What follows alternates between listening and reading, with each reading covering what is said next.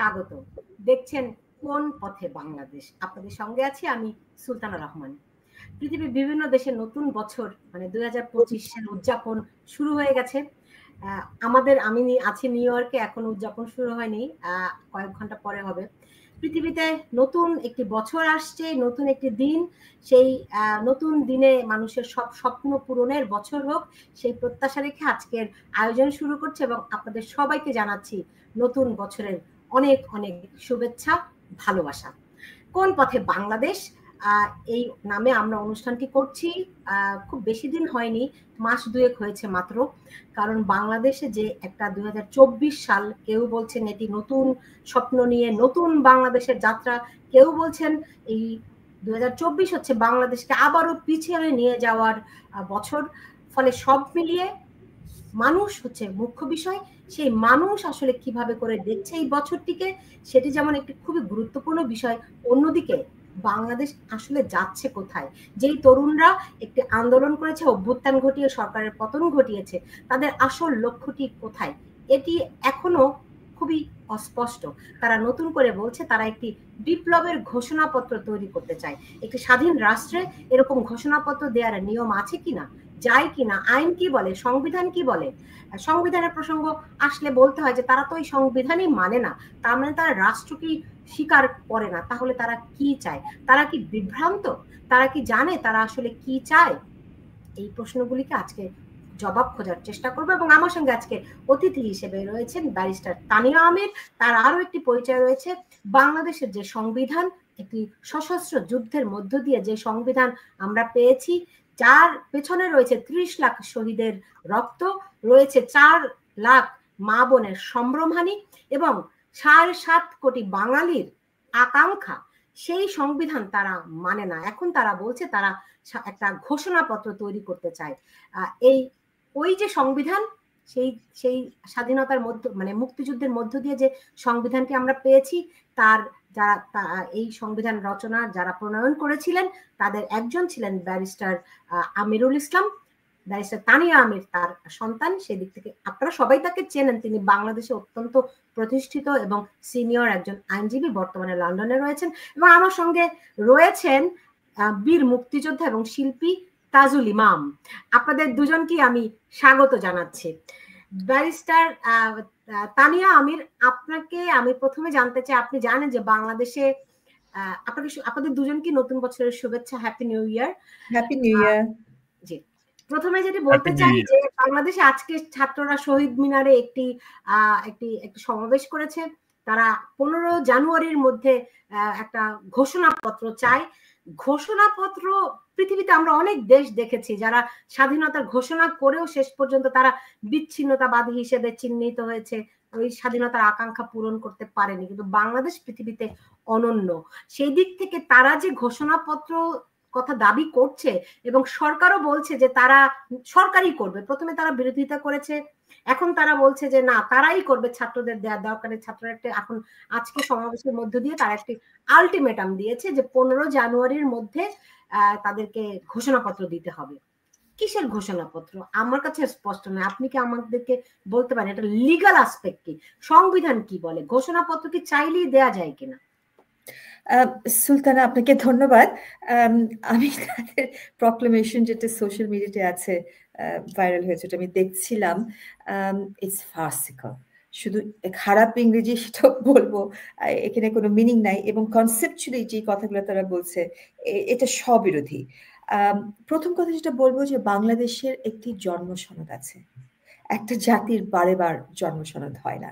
বাংলাদেশের স্বাধীনতার ঘোষণাপত্র, আপনি আমার পিতার কথা বলেছেন যে সংবিধান প্রণয়ন কমিটি নিচ্ছিলেন, তার চেয়েও বড় আমার গর্বের যে পরিচয় আমার পিতার, উনি হচ্ছেন বাংলাদেশের স্বাধীনতার ঘোষণাপত্র রচনা করেছেন 10 এপ্রিল 1971।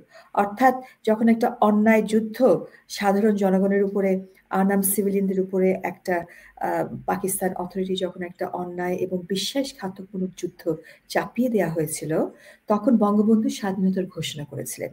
স্বাধীনতার ঘোষণা করার সাথে সাথে 26শে মার্চে একটা রাষ্ট্র জন্ম হয়নি। এই রাষ্ট্র জন্ম হতে আরো 2 সপ্তাহ লেগেছিল। যেটা আমার পিতার হাতে 10ই এপ্রিল 1971 স্বাধীনতার ঘোষণাপত্রের মাধ্যমে Bangladesh emerged as a sovereign republic, অর্থাৎ একটা রিপাবলিক হিসেবে, এই রাষ্ট্র হিসেবে বাংলাদেশ আত্মপ্রকাশ করে। এবং আত্মপ্রকাশ করেছিল কেন? কারণ আমাদের যারা ইলেক্টেড প্রতিনিধি ছিলেন তাদের পাকিস্তানি ইলেকশন হয়েছিল একটি সংবিধান প্রণয়ন করার জন্য, এবং সংবিধানের খসড়া ইস্ট বেঙ্গল থেকে, পূর্ব বাংলা থেকে আমরা পাকিস্তান অথরিটির কাছে দিয়েছিলাম। আমাদের নেগোসিয়েশনস চলছিল। তারপরে একটা আপনার এই সভাটাকে ইনডেফিনিট কালের জন্য ভেঙে দেওয়া হয় 1 মার্চে, 3রা মার্চে যে অনুষ্ঠান হওয়ার কথা ছিল। তো আমরা যারা আমাদের ইলেক্টেড প্রতিনিধি, তাদের ম্যান্ডেট ছিল জনগণের থেকে একটি সংবিধান প্রণয়ন করার পাকিস্তানের জন্য। তাদের এটাকে বলে আত্মনিয়ন্ত্রণের অধিকার।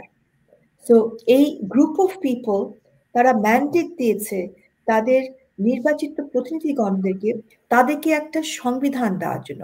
পাকিস্তানের ভেতরে যেহেতু এটা সম্ভব হলো না, তখন এই ইলেক্টেড প্রতিনিধিগণ বঙ্গবন্ধুর স্বাধীনতা যেটা 26 তারিখে দিয়েছিল, তারা একে অপরের সঙ্গে আলোচনা করে সেটাকে অনুমোদন করলো। অনুমোদন করে তারা আমরা কোনো রাজনৈতিক, আপনার প্রশ্নটা উত্তরটা দিতে গেলে আপনাকে একটু ধৈর্য ধরতে হবে। এটা ইয়েস নো ভেরি গুড উত্তর না, এগুলার কাইন্ডলি একটু কারেকশন মনে হয় আপনার কথায় দরকার ছিল, কারণ বঙ্গবন্ধু 26শে মার্চ তো স্বাধীনতা ঘোষণা দেননি।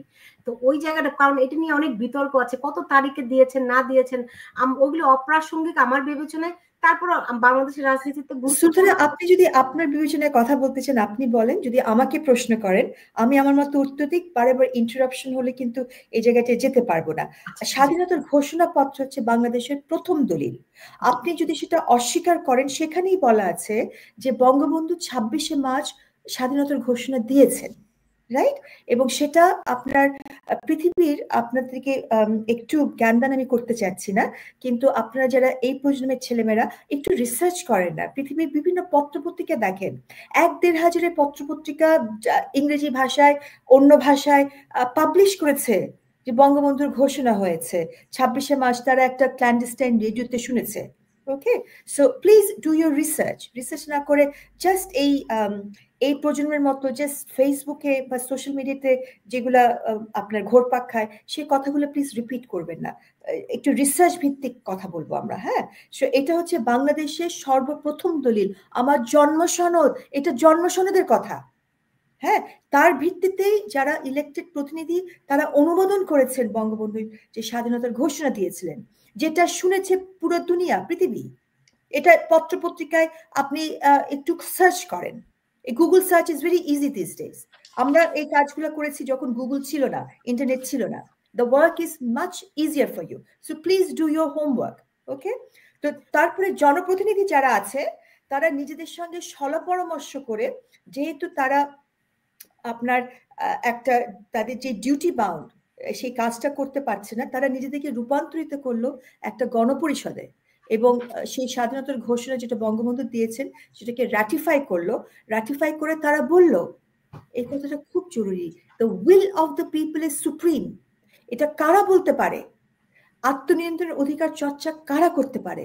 যারা ইলেক্টেড জনপ্রতিনিধি, নির্বাচিত জনপ্রতিনিধি। এই আত্মনিয়ন্ত্রণের অধিকার, এটা প্লিজ আপনারা দেখবেন, মানবাধিকারের যে সনদগুলো আছে, সিভিল অ্যান্ড পলিটিক্যাল রাইট এবং সোশ্যাল অ্যান্ড কালচারাল রাইট, সেটার 1 নম্বর অধিকার হচ্ছে আত্মনিয়ন্ত্রণের অধিকার। এই আত্মনিয়ন্ত্রণের অধিকার একটা জনগোষ্ঠী করতে পারে তাদের নির্বাচিত প্রতিনিধিদের মাধ্যমে, নট এলসওয়্যার। সেটার ভিত্তিতে বাংলাদেশ আত্মপ্রকাশ করলো, একটা ন্যায়নানুগ সরকার গঠন করলো 71-এ, এবং বাংলাদেশ আপনার এই ফ্যামিলি অফ নেশন, জাতিসংঘের একজন মেম্বার হিসেবে, ফ্যামিলি অফ নেশন হিসেবে তারা আন্তর্জাতিক আইনে আমাদের উপরে যে দায়িত্বগুলো বর্তায় সেই দায়িত্বগুলো কিন্তু আমরা গ্রহণ করলাম। সো গণপরিষদ তখন হয়েছিল, প্রেক্ষিতটা কি ছিল? আপনার আত্মনিয়ন্ত্রণের অধিকার জনপ্রতিনিধিদের মাধ্যমে, তখনই একটা স্বাধীনতার ঘোষণা সম্ভব। তারপরে আপনার 72-এর সংবিধানের আগে একটা গণপরিষদের অর্ডার হলো, এবং তারা যারা প্রাদেশিক এবং আপনার ফেডারেল এবং আপনার আপনার নির্বাচনে আপনার যারা আপনার 300-র উপরে যারা ভোট পেয়েছিল তাদের সবাইকে মিলে আরেকটা গণপরিষদ আপনার ওইটার ধারাবাহিকতায়, স্বাধীনতার ঘোষণাপত্রের ধারাবাহিকতায় এটা ফর্মালি আপনার কনস্টিটিউয়েন্ট অ্যাসেম্বলি তৈরি করা হলো। তারা 72-এর সংবিধান প্রণয়ন করলো এবং 72-এর সংবিধান হচ্ছে আমাদের পূর্ণাঙ্গ সংবিধান। আমাদের স্বাধীনতার ঘোষণাপত্র যেটা ছিল সেটাও বলা যায় যে এটা হচ্ছে বাংলাদেশের প্রথম সংবিধান, কারণ এটার ভিত্তিতে বাংলাদেশের প্রথম সরকার আপনার রাষ্ট্র পরিচালনা করেছে এবং একটা মুক্তিযুদ্ধর নেতৃত্ব দিয়েছে। এবং এই প্রথম সরকার প্রবাসী সরকার নয়, অস্থায়ী সরকার নয়, এটা ছিল বাংলাদেশের প্রথম সরকার। এই সরকারের মেয়াদ ছিল 1971 থেকে 1973 পর্যন্ত, যখন আরেকটা নতুন নির্বাচন হলো। ইন দ্য মিন টাইম আমরা একটা ফর্মাল একটা আইন পাশ হলো, গণপরিষদ আইন, যেখানে আপনার প্রাদেশিক এবং ফেডারেল যারা ইলেক্টেড প্রতিনিধিরা ছিল, যাদের অলরেডি ম্যান্ডেট দেয়া ছিল একটি সংবিধান প্রণয়ন করার জন্য, তারা আপনার একটা গণপরিষদের মাধ্যমে 72-এর সংবিধান অ্যাডপ্ট করা হয় এবং সেটা আমাদের পার্লামেন্টে সেটা অনুমোদিত হয়, রাইট? সো এই কাজটা আপনার গণপরিষদ একটা সংবিধান ভূমিষ্ঠ হওয়ার পরে তারা নিজেদেরকে বিলুপ্ত করে দিল। যে গণপরিষদ বিলুপ্ত হয়ে গিয়েছে, ডেড অ্যান্ড বেরিড, নতুন করে কোনো গণপরিষদের জন্ম নেওয়ার কোনো স্কোপ বাংলাদেশ নামক রাষ্ট্রের অসম্ভব। এটা হতে পারে না। একটা জাতির বারেবার জন্ম হতে পারে না। আমাদের প্রক্লেমেশন হচ্ছে আমাদের জন্মদলিল, জন্ম সনদ। এই সনদ একটা রাষ্ট্রের বারেবার আসতে পারে না। যারা এই কথাটা বলছে, একটু শেষ করি সুলতানা, যারা এই কথাটা বলছে তারা রাষ্ট্রদ্রোহী, রাষ্ট্রবিরোধী ইনসার্জেন্সিতে লিপ্ত। এটা একটা অপরাধও বটে পিনাল কোডের আন্ডারে। 123-এর পিনাল কোডের ধারায় যে অপরাধটা বলা হয়েছে সেটা হচ্ছে যারা বাংলাদেশের স্বাধীনতার প্রক্লেমেশনকে যারা চ্যালেঞ্জ করে, সেটা একটা অপরাধ, এটা রাষ্ট্রের বিরুদ্ধে অপরাধ। প্রকাশ্যে দিবালোকে এই অপরাধ গঠন করা হচ্ছে, সরকার কোনো পদক্ষেপ নিচ্ছে না। সরকার কথায় কথায় ভুয়া মামলায় আইনজীবীদেরকে, সাংবাদিকদেরকে অ্যারেস্ট করছে, মার্ডার কেস দিচ্ছে, অথচ এরা যখন দিবালোকে রাষ্ট্রের বিরুদ্ধে লিপ্ত, রাষ্ট্রদ্রোহী কাজে তারা লিপ্ত, সেখানে সরকার এখানে কোনো অ্যাকশন নিচ্ছে না। এবং আমি মনে করি এইটা করাতে সরকারকে তো ব্যাকফুটে একটা বেকায়দায় ফেলা, কারণ এই সরকার কিন্তু শপথ নিয়েছে সংবিধানের সমুন্নত রেখে, সংবিধানের উপরে শপথ নিয়ে। আমাদের দেশের আর্মিও কিন্তু শপথ নিয়েছে to uphold, defend and protect the constitution. এবং এটা হচ্ছে solemn duty of any lawful government and the military. যারা ইনসার্জেন্সি, রাষ্ট্রবিরোধী কার্যকর করছে, ট্রিজন করছে, হ্যাঁ, তাদের বিরুদ্ধে ইমিডিয়েট অ্যাকশন নেওয়া। এবং এখন আর্মি কিন্তু আপনার তাদেরকে কিন্তু সিভিল অ্যাডমিনিস্ট্রেশনের ক্ষমতা দেওয়া হয়েছে। 65-এ তাদের ক্ষমতা আছে, 107 ধারায় সিআরপিসিতে তাদেরকে কিন্তু থানায় তারা নিয়ে আসতে পারে, তাদের থেকে বন্ড নিতে পারে যে এই ধরনের কথাবার্তা রাষ্ট্রদ্রোহীর কর্মকর্তাকে তোমরা বিরত থাকো। তারপরে যদি তারা এই ধরনের কাজ করে তাহলে সিআরপিসির 127, 128, 129, 130, 131-এ আর্মির সরাসরি ক্ষমতা আছে এদেরকে ডিসপার্স করা, এদেরকে অ্যারেস্ট করা। তো আমরা দেখতে চাই একটা দেশে আইনের শাসন আছে, সরকারের উচিত ছিল এখানে 144 জারি করা। সরকার প্রথমে বললো এটার সাথে আমরা জড়িত না। তারপরে এই ছেলেদেরকে আপনারা যেটা বলছেন, যেটা সোশ্যাল মিডিয়াতে আজকে একটা কয়েন টার্ম হয়েছে, পোলাপান, এই পোলাপানদেরকে মাথায় হাত দিয়ে দুধ ভাত সরকার খাওয়াচ্ছে মনে হচ্ছে ঘুম পাড়েরই মাসি পিসির জন্য, যে তোমরা বাবাজিরা করো না, আমরা করব। কিন্তু এরা তো পোলাপান না, এরা প্রাপ্তবয়স্ক। তাদের এগেনস্টে তো অ্যাকশনে যেতে হবে। কথায় কথায় থ্রেট, কথায় কথায় থ্রেট অফ ভায়োলেন্স। আমরা এই কাজগুলো যখন আমরা দেখছি, আদালতের প্রাঙ্গণে যখন তারা এটা করেছে, সেটা আইনজীবীদের গায়ে হাত। প্রসঙ্গগুলিতে আসছি আমি, সংবিধানের জায়গাটাতে থাকি, এরা কারা, এদের উদ্দেশ্য কি, বাংলাদেশে অস্থিরতা তৈরি করাতে তাদের কাজ কিনা, রাষ্ট্রকে হুমকিতে ফেলা, মানে অনেকগুলি প্রসঙ্গ আসবে। আমি এরা আসলে কারা? আমি এই প্রশ্নটা আপনার দর্শকের মাধ্যমে, শ্রোতাদের মাধ্যমে, তাজুল ইসলাম ভাই আছেন, ওনাকেও প্রশ্ন করতে চাই। এই যে আপনি কথাটা বললেন, আমার ন্যারেটিভ গুলো কিন্তু আমার খুব কানে বাজে, যে ছাত্র জনতা, এটা আমি আপনাকে ইনভাইট করবো, এটাকে একটু রিঅ্যাসেস করেন। যে আমরা, আপনি আমার এই অনুষ্ঠানে অনেকদিন ধরে, মানে শুরু থেকে আসলে তাজুল ইমাম আমাদের সঙ্গে আছেন, আমরা শুরু থেকে আপনারা এই প্রশ্নগুলি কিন্তু করছেন যে এরা কারা। এই প্রশ্নের জবাব আমরা কিন্তু এখনো স্পষ্ট করে পাইনি তাজুল ইমাম। আজকে যখন বাংলাদেশের অস্তিত্বের উপর আঘাত করা হচ্ছে, এবং ব্যারিস্টার তানিয়া আমি ঠিকই বলেছেন যে এটা তো একটা রাষ্ট্রদ্রোহিতা, এবং সরকার তাদেরকে তোষণ করছে, তাদেরকে লালন করছে, পালন করছে, এবং তাদেরকে বলছে যে তারা আজকে, মানে এত বড় অধ্যত, এত বড় একটা, মানে তারা ঘোষণাপত্র দিতে চায়, এটা তো একটা অধ্যত্বপূর্ণ, এবং সরকারকে আলটিমেটাম দিয়েছে 15 জানুয়ারির মধ্যে তাদের ঘোষণাপত্রের একটা তারা দেখতে চায় সরকার কি ঘোষণাপত্র দেয়। এই যে সাহস তারা পাচ্ছে, এবং তাদের প্রতি কোনো আইনানুগ ব্যবস্থা নেওয়া হচ্ছে না, রাষ্ট্রের অস্তিত্বকে তারা চ্যালেঞ্জ করছে, এরা কারা এবং এদের উদ্দেশ্যটা কি?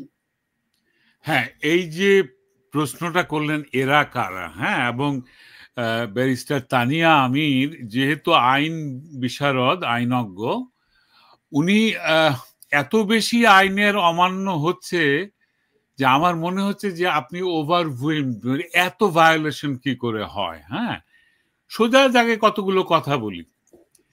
সোজা দাগে একদম বেসিক ফর্মে যে স্বাধীনতার ঘোষণা নিয়ে যে কথা হয়, হ্যাঁ, 7ই মার্চের ভাষণে বঙ্গবন্ধুর সেই ফেমাস লাইনটা কি ছিল? সবগুলোই ফেমাস লাইন, তার একটা লাইন ছিল, আর যদি একটা গুলি চলে, তোমাদের যা কিছু আছে তাই নিয়ে শত্রুর মোকাবেলা করতে হবে।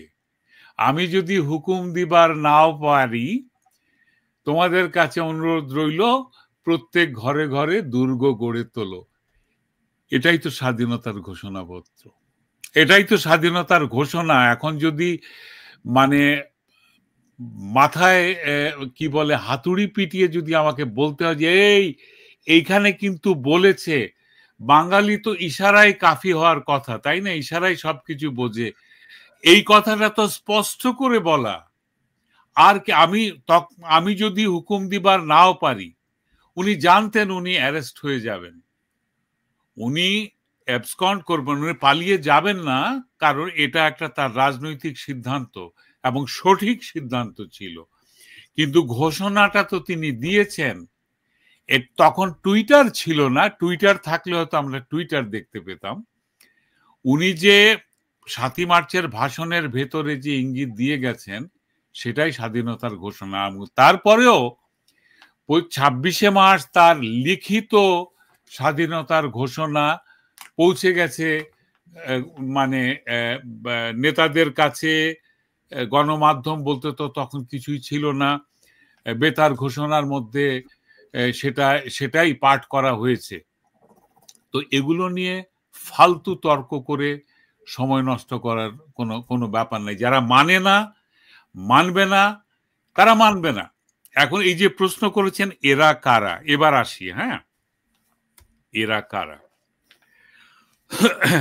অতি সম্প্রতি আমি নোট করে রেখেছি, ওখান থেকে বলছি। অতি সম্প্রতি পাকিস্তানের মুসলিম লীগ নেতা কামরান সাইদ ওসমানী প্রস্তাব করেছে, বাংলাদেশ ও পাকিস্তানের একই মুদ্রা চালু করা হোক। বাংলাদেশ থেকে 32,000 বাংলাদেশি নাগরিকের সমর্থন করে তাকে যোগাযোগ করেছে। হ্যাঁ, এইবারে কথা হচ্ছে, বাংলাদেশে এত পাকিস্তানি জাহাজ, কন্টেনার ভরে ভরে আসছে, এগুলো কি পেঁয়াজ নাকি না এর মধ্যে আর কিছু আছে? জাহাজের কি আছে সেটা জেনে ফেলার জন্য জাহাজের ক্রুদেরকে জবাই করে হত্যা করা হচ্ছে, নিশ্চিহ্ন করা হচ্ছে, যাতে কোনো উইটনেস না থাকে। হ্যাঁ, আমরা পরিষ্কার দেখতে পেয়েছি পাকিস্তানি এক্সপ্লোসিভ লেখা বাক্স, বড় বড় বাক্স যেটিতে আনলোড হয়েছে। আজকাল তো সবার হাতে আইফোন, মানে ফোন তো একটা না, স্মার্টফোন কয়েকটা থাকে। হ্যাঁ, স্মার্টফোন কয়েকটা থাকে। সরি, আমার কল এসছে একটা, আমি কেটে দিই, এটা কেটে দিই। সরি, আমি ইয়েতে আছি, শোতে আছি। হ্যাঁ, তো যা বলছিলাম যে চক্রান্ত যেগুলো হচ্ছে এগুলোর দিকে তাকালে কিন্তু আপনি বুঝবেন যে এরা কারা। প্রথম কথা হলো, ওরা প্রথমেই মানে আগে থেকে প্ল্যান করা এদের, যে সরকার পতনের সঙ্গে সঙ্গে এরা কি করেছে, গোটা বাংলাদেশ জুড়ে যত মুক্তিযুদ্ধের স্মারক, ভাস্কর্য, নথিপত্র, যত মিউজিয়াম ছিল, জাদুঘর, লাইব্রেরি, মুক্তিযুদ্ধের তথ্য সমৃদ্ধ লাইব্রেরি, এগুলো পুড়িয়ে দিয়েছে। এমনকি শিশু একাডেমিতে ঢুকে শিশুদের জন্য যে ইতিহাসের বই রাখা হয়েছিল সব লন্ডভন্ড করে পুড়িয়ে দিয়েছে। এগুলো কিন্তু প্রথম এক সপ্তাহের মধ্যে ঘটেছে গোটা বাংলাদেশ জুড়ে, শুধু ঢাকা নয়। আন্দোলন যা কিছু তা তো ঢাকাতেই হয়েছিল, তাই না? তো বাংলাদেশ, সারা বাংলাদেশ জুড়ে কারা মাইক্রোবাস ভর্তি হয়ে গিয়ে মুক্তিযোদ্ধা, প্রয়াত 5 বছর আগে মারা গেছেন মঈনুদ্দিন খান বাদল, সেই বাদল ভাইয়ের কবরটাকে ভেঙে সেটাকে অপবিত্র করে সেখানে জুতা স্যান্ডেল রেখে আগুন লাগিয়ে দিয়েছে। এগুলো তো সিম্বলিক। আপনাকে তো এটার পেছনের অর্থটা পড়তে হবে, কারা করছে, কেন করছে। এরা করছে 71-এর যে মহান স্বাধীনতা আন্দোলন, তার সবকিছু মুছে দিতে চায়। মুক্তিযোদ্ধাদেরকে ধরে ধরে নিয়ে জেলে ঢুকিয়েছে। মুক্তিযোদ্ধার সন্তান, শহীদ মুক্তিযোদ্ধার সন্তানদেরকে বিনা কারণে, এই যে শমিকা কায়সারের মতো মেয়েকে জেলখানায় ঢুকিয়েছে। আমাদের documentary film maker Shahriar Kabir, তাকে তো জেলে ঢুকিয়েছেই, তাকে কোনো রকম শীতের কাপড় বা কোনো বিছানা পর্যন্ত দিচ্ছে না, তিনি সিমেন্টের ফ্লোরের উপরে ঘুমাচ্ছেন, তাকে ঔষধপত্র দেওয়া হচ্ছে না, এমনিতেই তো মারা যাবেন। এগুলো তো জেল কিলিং। ও ওনাদের হার্ট ফেল হয়েছে, ও ওনার তো নিউমোনিয়া হয়েছে, এগুলো কিন্তু জেল কিলিং। এটা আন্তর্জাতিক কোন দেশের ব্যারিস্টার বলতে পারবেন কোথাও কোনো আইনের মধ্যে পড়ে না, এদের কোনো কাজই কোনো আইনের মধ্যে পড়ে না। আজকে এই শিশু সমন্বয়করা, দখলদারেরা, আসলে আমি একটা ছোট্ট আলোচনাটা খুব ভারী হয়ে যাচ্ছে, হ্যাঁ, একটা মেটাফোর গল্পের মতো করে বলি। হ্যাঁ, কিছু ইয়াং ছেলেপিলে নদীতে মাছ ধরতে গিয়েছে। গ্রামে আমরা দেখি না মাছ ধরতে যায়, ওরা গিয়েছে মাছ ধরতে গিয়ে ওইখানে নদীর ভাঙ্গনের মধ্যে একটা সোনার কলস পেয়ে গেছে। সে কলস ভর্তি সোনার মোহর। এইবার তো হইচই পড়ে গেছে। পাড়ে দাঁড়িয়ে আছেন কিছু মুরব্বী। হ্যাঁ, মুরব্বীরা দেখলেন যে এই বাচ্চারা মাছ ধরতে এসে সোনার কলস পেয়ে গেছে। এই এদিকে নিয়ে আসো, এদিকে দেখি। হ্যাঁ, যারা পেয়েছে, কলস যে পেয়েছে, তাকে খুব মাথায় হাত বুলিয়ে তাকে ওই গ্রামের মোড়লের বাড়িতে নিয়ে যাওয়া হলো। তারপরে ভালো খাওয়া দাওয়ার ব্যবস্থা হলো, এই ছেলেদের জন্য মাছ ভাজা খাওয়ানো হলো। কিন্তু সোনার কলসটা কিন্তু চলে গেল অন্দরমহলে। এবার ওটা টেক কেয়ার করছেন কারা? হ্যাঁ, তো এখন দেখা যাচ্ছে যারা এই মাছ ধরতে গিয়েছিল তাদেরকে বলা হলো যে এই তোমরা কিন্তু সোনার কলস এনেছো, তোমাদের মানে ভবিষ্যৎ উজ্জ্বল হয়ে যাবে, তোমাদের লেখাপড়া সব কিছু আমরা ইয়ে করব, তোমরা আজকে থেকে। হ্যাঁ, মেটাফোর গল্প তো। এইবারে ওরা কিন্তু তাকে কি, সোনার কলসটা তো আমরা পেয়েছি, তো কে নিয়ে গেল? যারা নিয়েছেন এবার তারা বলছে এই শোনো, এটা ধরো না, এই কলসটা ভিতরে সব সোনা, আর এই যে বাইরের যে খোল যেটা, হ্যাঁ, এটাও সোনার নয়, এটা হচ্ছে গিয়ে মাটির বা কোনো কিছু। তো এটা বদলাতে হবে, ওই সোনাগুলো আমরা রাখছি। হ্যাঁ, এবার কলসটাকে আমরা ভেঙে বদলে ফেলবো। ওই যারা শিশু সমন্বয়ক বা সংগ্রামী, মানে তথাকথিত ছাত্র সংগ্রাম, হুইচ ইজ এ ভুয়া সংগ্রাম অ্যাকচুয়ালি, ঠিক এমনি মাছ ধরার ছেলেদের মতো এরা তাকিয়ে দেখলো ওদের মাত্র দুজনকে অন্দরমহলে নিয়ে যাওয়া হলো, আর বাকি সবাইকে বলা হলো বাবারা বাড়ি যাও, গিয়ে পড়াশোনা করো গিয়ে। হ্যাঁ, যাওয়ার সময় পথের ওই জঙ্গলগুলো সাফ করে দিয়ে যেও, ওই যা কিছু আবর্জনা জমেছে এগুলো একটু পরিষ্কার করে দিয়ে যেও। তো ওরা ব্যস্ত হয়ে গেল গাছের কাটতে, ওই কি বলে আগাছা কাটতে। তাদেরকে দিয়ে ট্রাফিক কন্ট্রোল মানে আগাছা পরিষ্কার করানো, হ্যাঁ, তাদেরকে দিয়ে এই পুলিশের কাজ করানো। পুলিশ তো মেরে ফেলেছে সব, পুলিশ পালিয়ে গেছে, মেরেও ফেলেছে, কেউ নেই পুলিশের কাজ করার অভিজ্ঞতাও নেই, তাদেরকে দিয়ে ওগুলো করাচ্ছে। আর মাখনটা কিন্তু এবার বেদখল হয়ে গেল। কারা করলো, কারা করেছে? আমরা এই প্রথমবার দেখতে পেলাম যে হিজবুত তাহরির ও হরকাতুল জিহাদ বলে যে দুটো নিষিদ্ধ জঙ্গি গোষ্ঠীর ধ্বংসাত্মক কার্য করা, যেগুলো কর্মীকে জেলখানায় রাখা হয়েছিল, ওই আন্দোলনের ভেতরেই প্রথমেই 5ই আগস্টের আগে পরের মধ্যেই সব সন্ত্রাসীকে জেলখানা থেকে বার করে আনা হলো। এইবারে ইউনূস সরকার, প্রধান মুরব্বী যিনি সোনার মোহর ভর্তি কলসটার মানে তত্ত্বাবধায়ক হলেন, তিনি এসে কিন্তু সেই জঙ্গিদেরকে তিনি খালাস দিয়ে দিলেন। খালাস মানে কি, তাদের সব মামলা মওকুফ হয়ে গেল। আমি জানি না ব্যারিস্টার তানিয়া বলতে পারবেন, আমাকে সবাইকে স্ক্রিনে রাখলে ভালো হয়, প্লিজ প্লিজ সবাইকে স্ক্রিনে রাখলে ভালো হয়। আমি কথা বলছি তো, আমি দেখলে হ্যাঁ, আমি একা একা নিজের দিকে তাকিয়ে কথা বলতে পারি না। ব্যারিস্টার আপনি ভালো করে বলতে পারবেন যে এইভাবে পার্ডন করার অধিকার কার থাকে? ইলেক্টেড গভর্নমেন্টের সুপ্রিম অথরিটি যিনি প্রধানমন্ত্রী বা প্রেসিডেন্ট, তাদের এই ক্ষমতা থাকে বলে আমার ধারণা যে কাউকে তারা ক্ষমা করতে পারে, তাও মানে অপরাধের ওজন বুঝে ক্ষমা করা। উনি কিন্তু এসে একদম সবগুলাকে ক্ষমা করে দিলেন, উনি নিজকেও ক্ষমা করলেন। হ্যাঁ, উনি সেটা নিয়ে আমি বিশদ আলোচনায় যাচ্ছি না, উনি নিজেকেও ক্ষমা। হ্যাঁ, আমার কিন্তু সময় খুব লিমিটেড। হ্যাঁ, এই রে আমি বলে শেষ করছি। হ্যাঁ, এই তোমরা বলেছিলে তো যে তুমি জানতে চেয়েছো যে এরা কারা, আমি বলছি এখন এরা এই মুহূর্তে এই সরকার, ইউনূস সরকারেরও হাতে নেই। এটাকে আড়াল থেকে এটার সব সিদ্ধান্ত তার প্রধান উপদেষ্টার সহকারী উপদেষ্টা যিনি, তার মাধ্যমে আসছে, হুইচ ইজ হিজবুত তাহরির অথবা আইসিস, তালেবান যেটা। এই তালেবানের দল পাকিস্তান থেকে কিন্তু এসে ঢুকে গেছে বাংলাদেশে অনেক এই সংগ্রামের সময়ই। হ্যাঁ, অতি সম্প্রতি দেখতে পাচ্ছি যে ফ্রিডম পার্টির মেজর ডালিমো নাকি ইয়েতে বাংলাদেশে যাচ্ছে এতদিন পরে। পাকিস্তান এমনিতেই তালেবানের সঙ্গে যুদ্ধ শুরু হয়েছে, শুনেছে তো না? এখন আফগানিস্তানে স্ট্রাইক করার পরে আফগানিস্তানের তালেবান এবং পাকিস্তানের তালেবান এক হয়ে পাকিস্তান সরকারকে আক্রমণ করেছে। এটা চলছে, পাখতুনখাওয়া থেকে অলরেডি মিলিটারিদেরকে সরিয়ে দিয়েছে। তো এখন কি হয়েছে, পাকিস্তান নিজে একটা যুদ্ধে ইনভলভ, এখন বাংলাদেশের তালেবানের দিকে নজর দিতে পারছে না।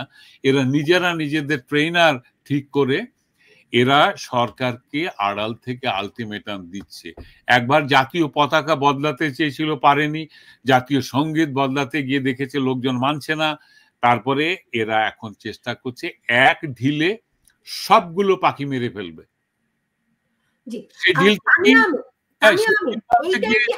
সংবিধানটাকে যদি কবর দিয়ে, ওদের ভাষায় কবর দেওয়া মানে সন্ত্রাসী ল্যাঙ্গুয়েজ, এটা সংবিধান সংশোধন হয় কিন্তু সংবিধানকে ওরা নদীতে ফেলে দেবে, কারণ নতুন সংবিধান বা ইশতেহার ওরা লিখবে, তাহলে এই দেশের যাবতীয় কিছু যে reset button, this is the reset button, এটা হয়ে যাবে।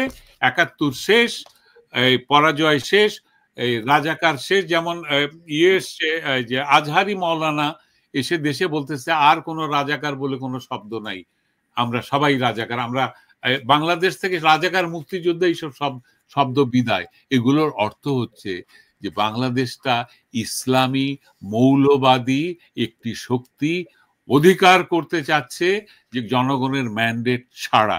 এরা হচ্ছে সেই মৌলবাদী শক্তির গুটি। এই হচ্ছে আমার তানিয়া আহমেদ। তানিয়া আহমেদ, আমরা বিভিন্ন সময় দেখি যে সবাই বলে জনগণ এটা চায়, দেশের মানুষের জন্য আমরা করছি, সংবিধান পরিবর্তন, মানুষ চায় সংবিধান বাতিল করে দিতে। উপদেষ্টাদের ভাষায় যদি বলি, কিংবা হাসনাত যেই সমন্বয়ক রয়েছেন তিনি বলছেন যে তার সংবিধানের ৭২-এর সংবিধানের কবর রচনা করবেন। ধরেন সংবিধান যদি বাতিল করে দেয়, তারা যে কবর রচনা করতে যাচ্ছে, এর মধ্য দিয়ে তো বাংলাদেশ রাষ্ট্রের অস্তিত্বই, মানে বাংলাদেশের কবর রচিত হবে। হ্যাঁ, তো তারপরে কি? Sultana, again with due respect, আমার মনে হয় এদের এই পোলাপানদের আপনারা অনেক অনেক অনেক বার্তা দিচ্ছেন, রাইট? আমি যেটা প্রথমে শুরু করেছিলাম আপনাকে বলার, যে এরা কারা, আমি একটু খুব স্পেসিফিক হতে চাই। এখানে আমরা শুনছি ছাত্র জনতা, এই দুটো শব্দ। এরা কি ছাত্র? তাদের স্টুডেন্ট সার্টিফিকেট কোথায়? রাইট?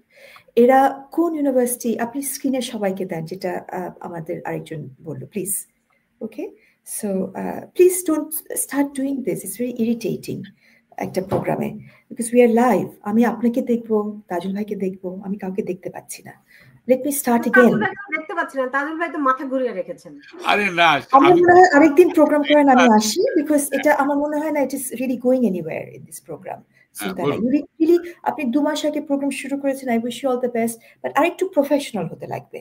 এই ধরনের, এই লেভেলের, আমি একটু শেষ করি সুলতানা, এই লেভেলের প্রোগ্রামগুলো করতে হলে, রাইট? সো আপনি আমাকে প্রশ্ন করেছেন, বাট আমি এই জায়গাটা আসতে পারছি না। যে কথাটা বলছিলাম এটা খুবই গুরুত্বপূর্ণ, and please give that attention. আমার মনে হয় আপনার ভিউয়াররা সেই অ্যাটেনশনটা দিচ্ছে, যে তারা ছাত্র বলছে এবং জনতা বলছে। আমি দুটোকে বিশ্লেষণ করতে চাই। তারা কোন কলেজ ইউনিভার্সিটির ছাত্র, কোন স্কুলের ছাত্র, আদৌ তারা ছাত্র কিনা, তাহলে আমাদের সাথে জনগণের সঙ্গে এখানে প্রতারণা করেছি কিনা, বিকজ তারা তো ছাত্র না। তারা কি কোনো উদ্যোক্তা? তারা কি বেকার যুবক? ইংরেজিতে একটা কথা আছে, আপনার বাংলায় বললে হবে যে আপনার যারা অলস তাদের জীবনে কিন্তু এটা শয়তানের কারখানা, যাদের কিছু করার নাই, রাইট? তারা কি জীবন যুদ্ধে লিপ্ত? তাদের কোনো অভিজ্ঞতা আছে? তারা কি কোনো চাকরি কখনো পেয়েছে, চাকরি করতে পেরেছে, ইভেন একটা কেরানি হিসেবে কোনো অফিসে? তাদের কি কোনো একটা ইনস্টিটিউশন চালাবার অভিজ্ঞতা আছে? একটা জিনিস ভাঙা অনেক সহজ, এটার প্রয়োজন হয় ডিস্ট্রাকটিভ ফোর্স, ডিস্ট্রাকটিভ। কিন্তু যখন একটা জিনিস গড়তে হবে, একটা রাষ্ট্র শাসন করতে হবে, এখানে ক্রিয়েটিভ সৃষ্টিশীল শক্তির প্রয়োজন। এটা তাদের আদৌ জীবনে কখনো ছিল কিনা, রাইট? সো তারা কি হালাল রোজগার করে তার মাকে কখনো খাইয়েছে? তারা কার পয়সায় চলে? Who is financing all of this? তারা যদি অন্যের পয়সায় চলে বিহাইন্ড দ্য সিন, তাহলে তারা আদৌ ইন্ডিপেন্ডেন্ট কিনা? এবং আজকে প্রথম আলোর হেডলাইনে সো কল্ড একজন উপদেষ্টা বলেছে যে তাদের সহযোদ্ধা ছিল শিবির, এবং আপনাদের মতো যারা সোশ্যাল মিডিয়াতে আছে তারা বলছে যে সো কল্ড সমন্বয়দের আপনার 2/3 ছিল প্রকাশ্যে শিবিরের আপনার মেম্বার। তো তাহলে আপনারা কেন এই ন্যারেটিভটাকে বাইন করছেন? কেন বারবার বলছেন তারা ছাত্র? আমাদের দেশের ছাত্র যারা ছিল আপনার 51 আন্দোলন থেকে শুরু করে, তারা চমৎকার ভূমিকা রেখেছে। এরা বেকার যুবক, তাদের নন কোনো সোর্স অফ ইনকাম নাই, তাদের কোনো অভিজ্ঞতা নাই, তারা জীবনে কোনো কাজ করে নাই, তারা কোনো উদ্যোক্তা না। এবং আমাদের প্রধান উপদেষ্টা যদি মনে করেন এদের চাকরি করার কোনো যোগ্যতা নাই, তাহলে নারী উদ্যোক্তারা যারা আছে তাদের মতো করে তাদেরকে দিয়ে তো দেখি ট্রেনিং দিতে পারে গ্রামগঞ্জে, আমাদের যারা ক্ষুদ্র ঋণ করছে নারীরা, উদ্যোক্তারা, যাদের শিক্ষার আলো কখনো দেখেনি। তো সেই কাজটা তো প্রধান উপদেষ্টা করতে পারতেন। কিন্তু যাদের কোনো, যারা শিক্ষানবিশ না, আমার প্রফেশনে যারা নতুন আসে আমাদের প্রফেশনে, তাদেরকে একজন সিনিয়র গুরুজনকে ধরতে হয়, তাদের পিছনে ঘুরঘুর করে চলতে হয় অ্যাটলিস্ট 6 মাস 1 বছর টু লার্ন। এই সকল ছাত্রদেরকে আমরা কি দেখছি, যারা আপনার শিক্ষকদেরকে শ্রদ্ধা করে না, তাদের গায়ে হাত তোলে, তাদেরকে জুতোর মালা পরায়, এটি কি কখনো ছাত্রের পরিচয়? তাহলে তারা কারা? তাদের যদি রাজনৈতিক পরিচয় থেকে থাকে, এটা তারা আড়াল করেছে কেন? এবং বৈষম্য বিরোধী আন্দোলন এটা তো নতুন না। আদালতে যখন আমি দৈনন্দিন যাই, আদালতে যখন মামলা করি, আমি আমার শক্তি পাই বৈষম্য আন্দোলনের বিরুদ্ধে লড়তে এই সংবিধানের ভিত্তিতে। কারণ এই সংবিধানে হচ্ছে আমার আর্টিকেল 27, 28, ইভেন 29, এটা হচ্ছে ধর্ম, বর্ণ, লিঙ্গ নির্বিশেষে সকল নাগরিকের সমান অধিকার। সেই শক্তি আমরা অর্জন করি। এই মুক্তিযুদ্ধের আপনার মুক্তিযোদ্ধারা যারা ছিল, আমরা সেটাও বলেছি যে অনেক মুক্তিযোদ্ধা আদালতে এটা নিয়ে ফাইট করেছে যে তারা অগ্রগামী সৈনিক, তারা অনগ্রসর গোষ্ঠী নয়। যারা ৭২-এর সংবিধান রচনা করেছেন তারা জানতেন সেটা, মুক্তিযোদ্ধাদেরকে তারা অনগ্রসর গোষ্ঠী বলে নেই। সংবিধানে এই কোটা বা অ্যাফার্মেটিভ অ্যাকশন বা পজিটিভ ডিসক্রিমিনেশন যে শব্দ আপনি চয়ন করেন না কেন, এটা কেবলই করতে পারে যারা রাষ্ট্রের অনগ্রসর গোষ্ঠী এবং নারীদের জন্য, যারা সামাজিক কারণে পিছিয়ে পড়েছে, রাষ্ট্র যাদের উপরে বৈষম্য করেছে, সেই বৈষম্যটাকে সমান করার জন্য কিছুদিনের জন্য স্বল্প মেয়াদী তাদেরকে কোটা দেওয়া যেতে পারে। সেই সেক্টরে কোনো মুক্তিযোদ্ধা যারা ৭২-এর সংবিধান প্রণয়ন করেছেন, মুক্তিযোদ্ধা থেকে তারা এই কোটায় এখানে তারা রাখেন নাই, কারণ তারা হচ্ছে আমার রাষ্ট্রের অগ্রগামী সৈনিক। তারা পিছিয়ে পড়া গোষ্ঠীর মতো না, দে আর avant-garde অফ দ্য নেশন। এবং আমার রাষ্ট্রটা হচ্ছে একটা রিপাবলিক। এই রিপাবলিকে বংশ পরম্পর এখন মুক্তিযুদ্ধেরও নেই, তাদের নাতিপুতিদের এটা তো প্রশ্নই আসে না। সেই যুদ্ধে আমরাও ছিলাম এবং রাইট থিঙ্কিং সবাই ছিলেন, আমার পিতাও ছিলেন সেখানে, যারা স্বাধীনতার ঘোষণাপত্র লিখেছেন, যারা সংবিধান প্রণয়ন করেছেন, এবং মুক্তিযোদ্ধারাও ছিলেন। তারা বলেছেন আমরা কিন্তু অনুদান, কৃপা, দাক্ষিণের জন্য কিন্তু আমরা মুক্তিযুদ্ধ করিনি। সো সেখানে এই সোকল যারা ছাত্র বলছে প্রতারণামূলক ভাবে, এটা তাদের মনোপলি না। তারা যখন জনতার কথা বলছে, জনতা তো আপনি, আমি, তাজুল ভাই, আমরা সবাই। আমরা তো এই সংবিধান ফেলে দেওয়ার, বঙ্গোপসাগরের সংবিধান ফেলার জন্য আমরা তো কথা বলছি না। সো তারা এটা যে জনতার নামে বলছে, আমাদের নামে বলছে, আমরা হচ্ছি রাষ্ট্রের মালিক পক্ষ। Where do they get this mandate? তাদেরকে আমরা ওকালতনামা কবে দিয়েছি, পাওয়ার অফ অ্যাটর্নি আমরা কবে দিয়েছি আমাদের পক্ষে কথা বলার জন্য? এবং এখানে বিএনপি এটার সঙ্গে নাই, সেটা খুব পরিষ্কার। আওয়ামী লীগ এটার সঙ্গে নেই, পরিষ্কার। জাতীয় পার্টি এটার সঙ্গে নেই, পরিষ্কার। লেফট দলগুলো এটার সঙ্গে নেই, পরিষ্কার। আমরা যদি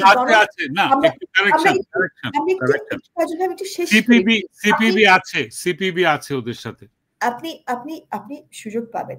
আমরা যদি আওয়ামী লীগ বিএনপিকে সীমাবদ্ধ থাকি, বিএনপির ভোট মনে করেন 38-39%, হ্যাঁ, আওয়ামী লীগের ভোট অ্যাবাউট 39-40% বলে। এখন কম বেশি হতে পারে, বিএনপি হয়তো এগিয়ে থাকতে পারে, আওয়ামী লীগ কম থাকতে পারে। তাহলে আমরা বলছি 80% অফ এই দেশের মানুষ, যাদেরকে নেতৃত্ব দিচ্ছে এটা দুটো বৃহত্তর দল, রাইট, তারা এটার সাথে নাই। সো তাহলে এই প্রথম কথায় ফিরে আসি, ছাত্র জনতা, তারা ছাত্র না, এবং জনতা 80% পিপল তাদের সাথে নাই। সো এই প্রতারণা আর কতদিন চলবে? আর আপনারা মিডিয়া থেকে আমরা সবাই তাদেরকে মাথায় তুলছি, পাত্তা দিচ্ছি। এত পাত্তা কেন দিচ্ছেন এদেরকে? It's farcical.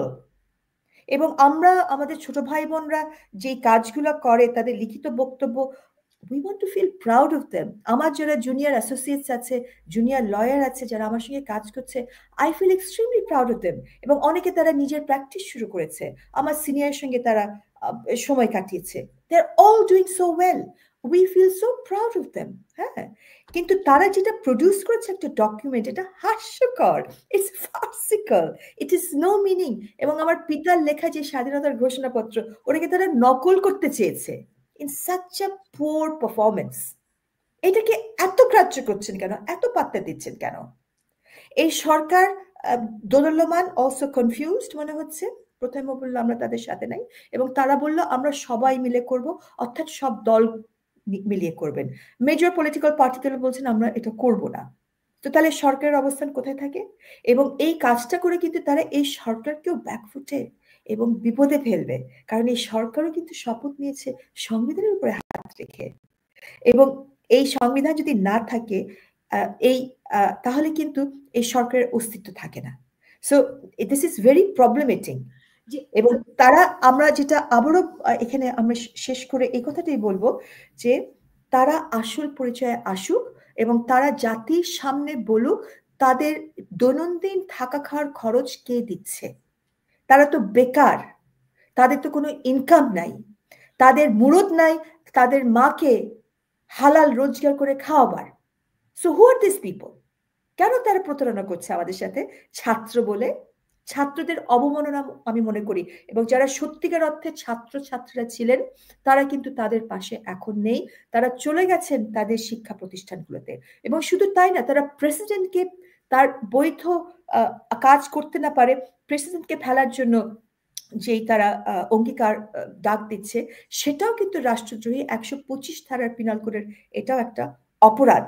এবং ফ্রেন্ডলি যেই রাষ্ট্রগুলো আছে যাদের সঙ্গে আমাদের যুদ্ধ বিদ্রোহ হচ্ছে না, যাদের কূটনৈতিক সম্পর্ক আছে, একজন সরকারের গদিতে বসে বলছেন আমরা সেই রাষ্ট্র দখল করব।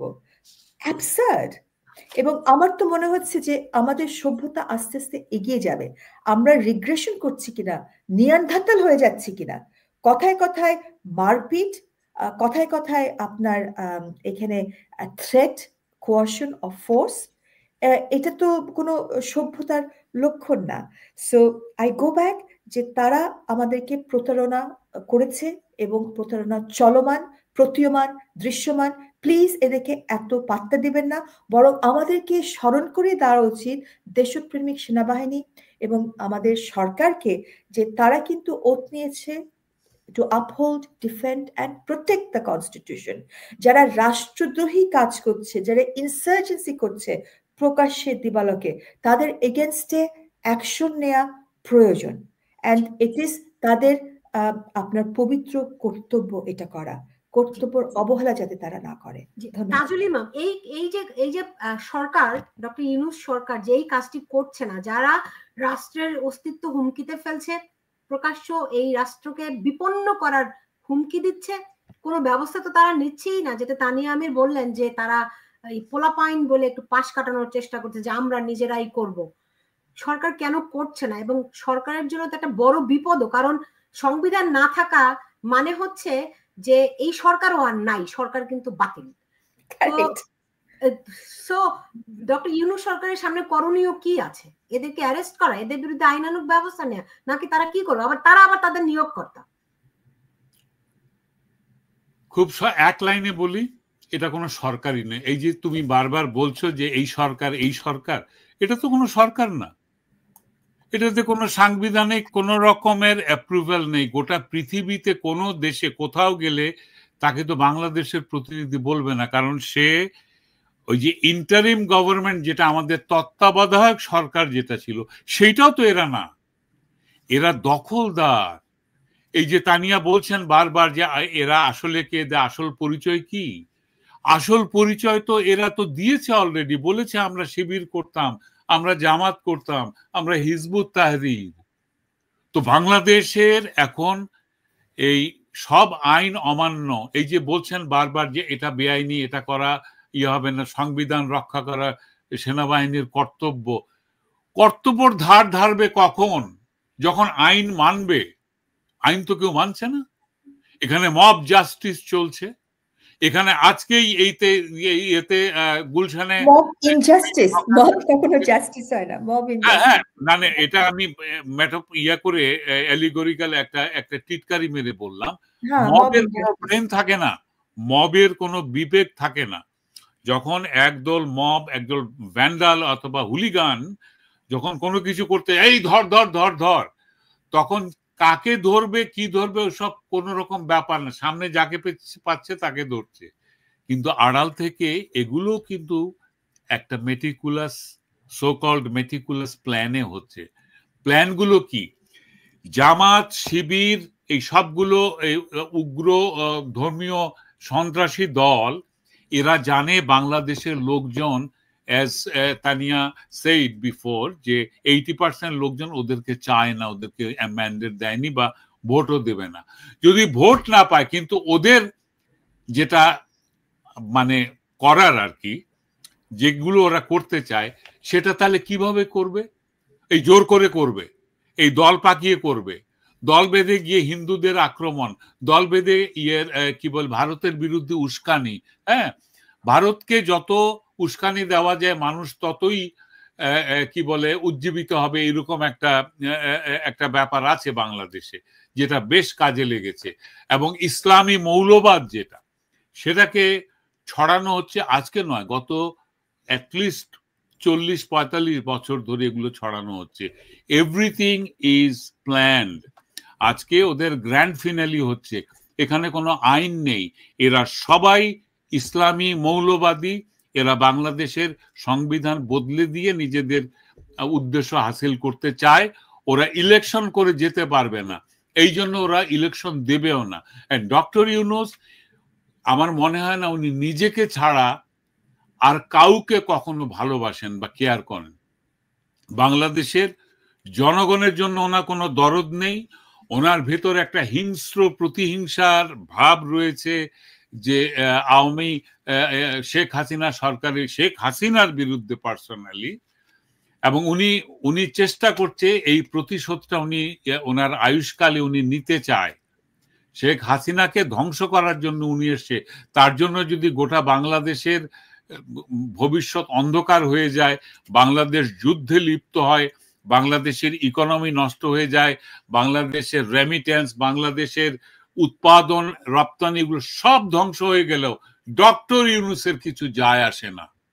আর ডক্টর ইউনূসের হাতের পুতুল, অথবা ডক্টর ইউনূস যাদের হাতের পুতুল, তাদেরও কিছু যায় আসে না। কাজে বাংলাদেশকে যদি ভালোবাসেন তাহলে এদেরকে বাড়তে দেবেন না। অ্যাজ ডক্টর ব্যারিস্টার তানিয়া বলেছেন, পাত্তা দেবেন না। পাত্তা দেবেন, পাত্তা দেবেন না মানে কি? পাত্তা ওইভাবে দেবেন, মনোযোগ রাখেন এরা কি করছে, এদেরকে ইগনোর করবেন না যে এরা কি করছে, ছোট পোলাপাইন কি করেছে বাদ দাও, এটা নয়। এরা ভয়ঙ্কর, এরা পোলাপান নয়। উনি বলেছেন যেটা, এরা মোটেও পোলাপান নয়। এরা বই পড়ে, ওদের প্ল্যান তৈরি করে, ওদের সহকারী যারা আছে তাদের ব্রেইন ওয়াশ করে, এরা স্টেপ বাই স্টেপ এই এই এই ভ্যান্ডালিজম করে যাচ্ছে। জাতির পুরো কনস্টিটিউশনকে এরা ভ্যান্ডালিজম করে যাচ্ছে। আমি এই কনস্টিটিউশনের প্রথম পাতা থেকে একটা প্যারাগ্রাফ আমি একটু পড়তে চাই। হ্যাঁ, এই ওন্ট টেক লং। আমরা অঙ্গীকার করিতেছি যে সকল মহান আদর্শ আমাদের বীর জনগণকে জাতীয় মুক্তি সংগ্রামে আত্মনিয়োগ ও বীর শহীদ দিগকে প্রাণোৎসর্গ করিতে উদ্বুদ্ধ করিয়াছিল। জাতীয়তাবাদ, সমাজতন্ত্র, গণতন্ত্র ও ধর্ম নিরপেক্ষতার সেই সকল আদর্শ এই সংবিধানের মূল নীতি হইবে। তো এখান থেকে কোনটা বাদ দেবেন? ধর্ম নিরপেক্ষতা।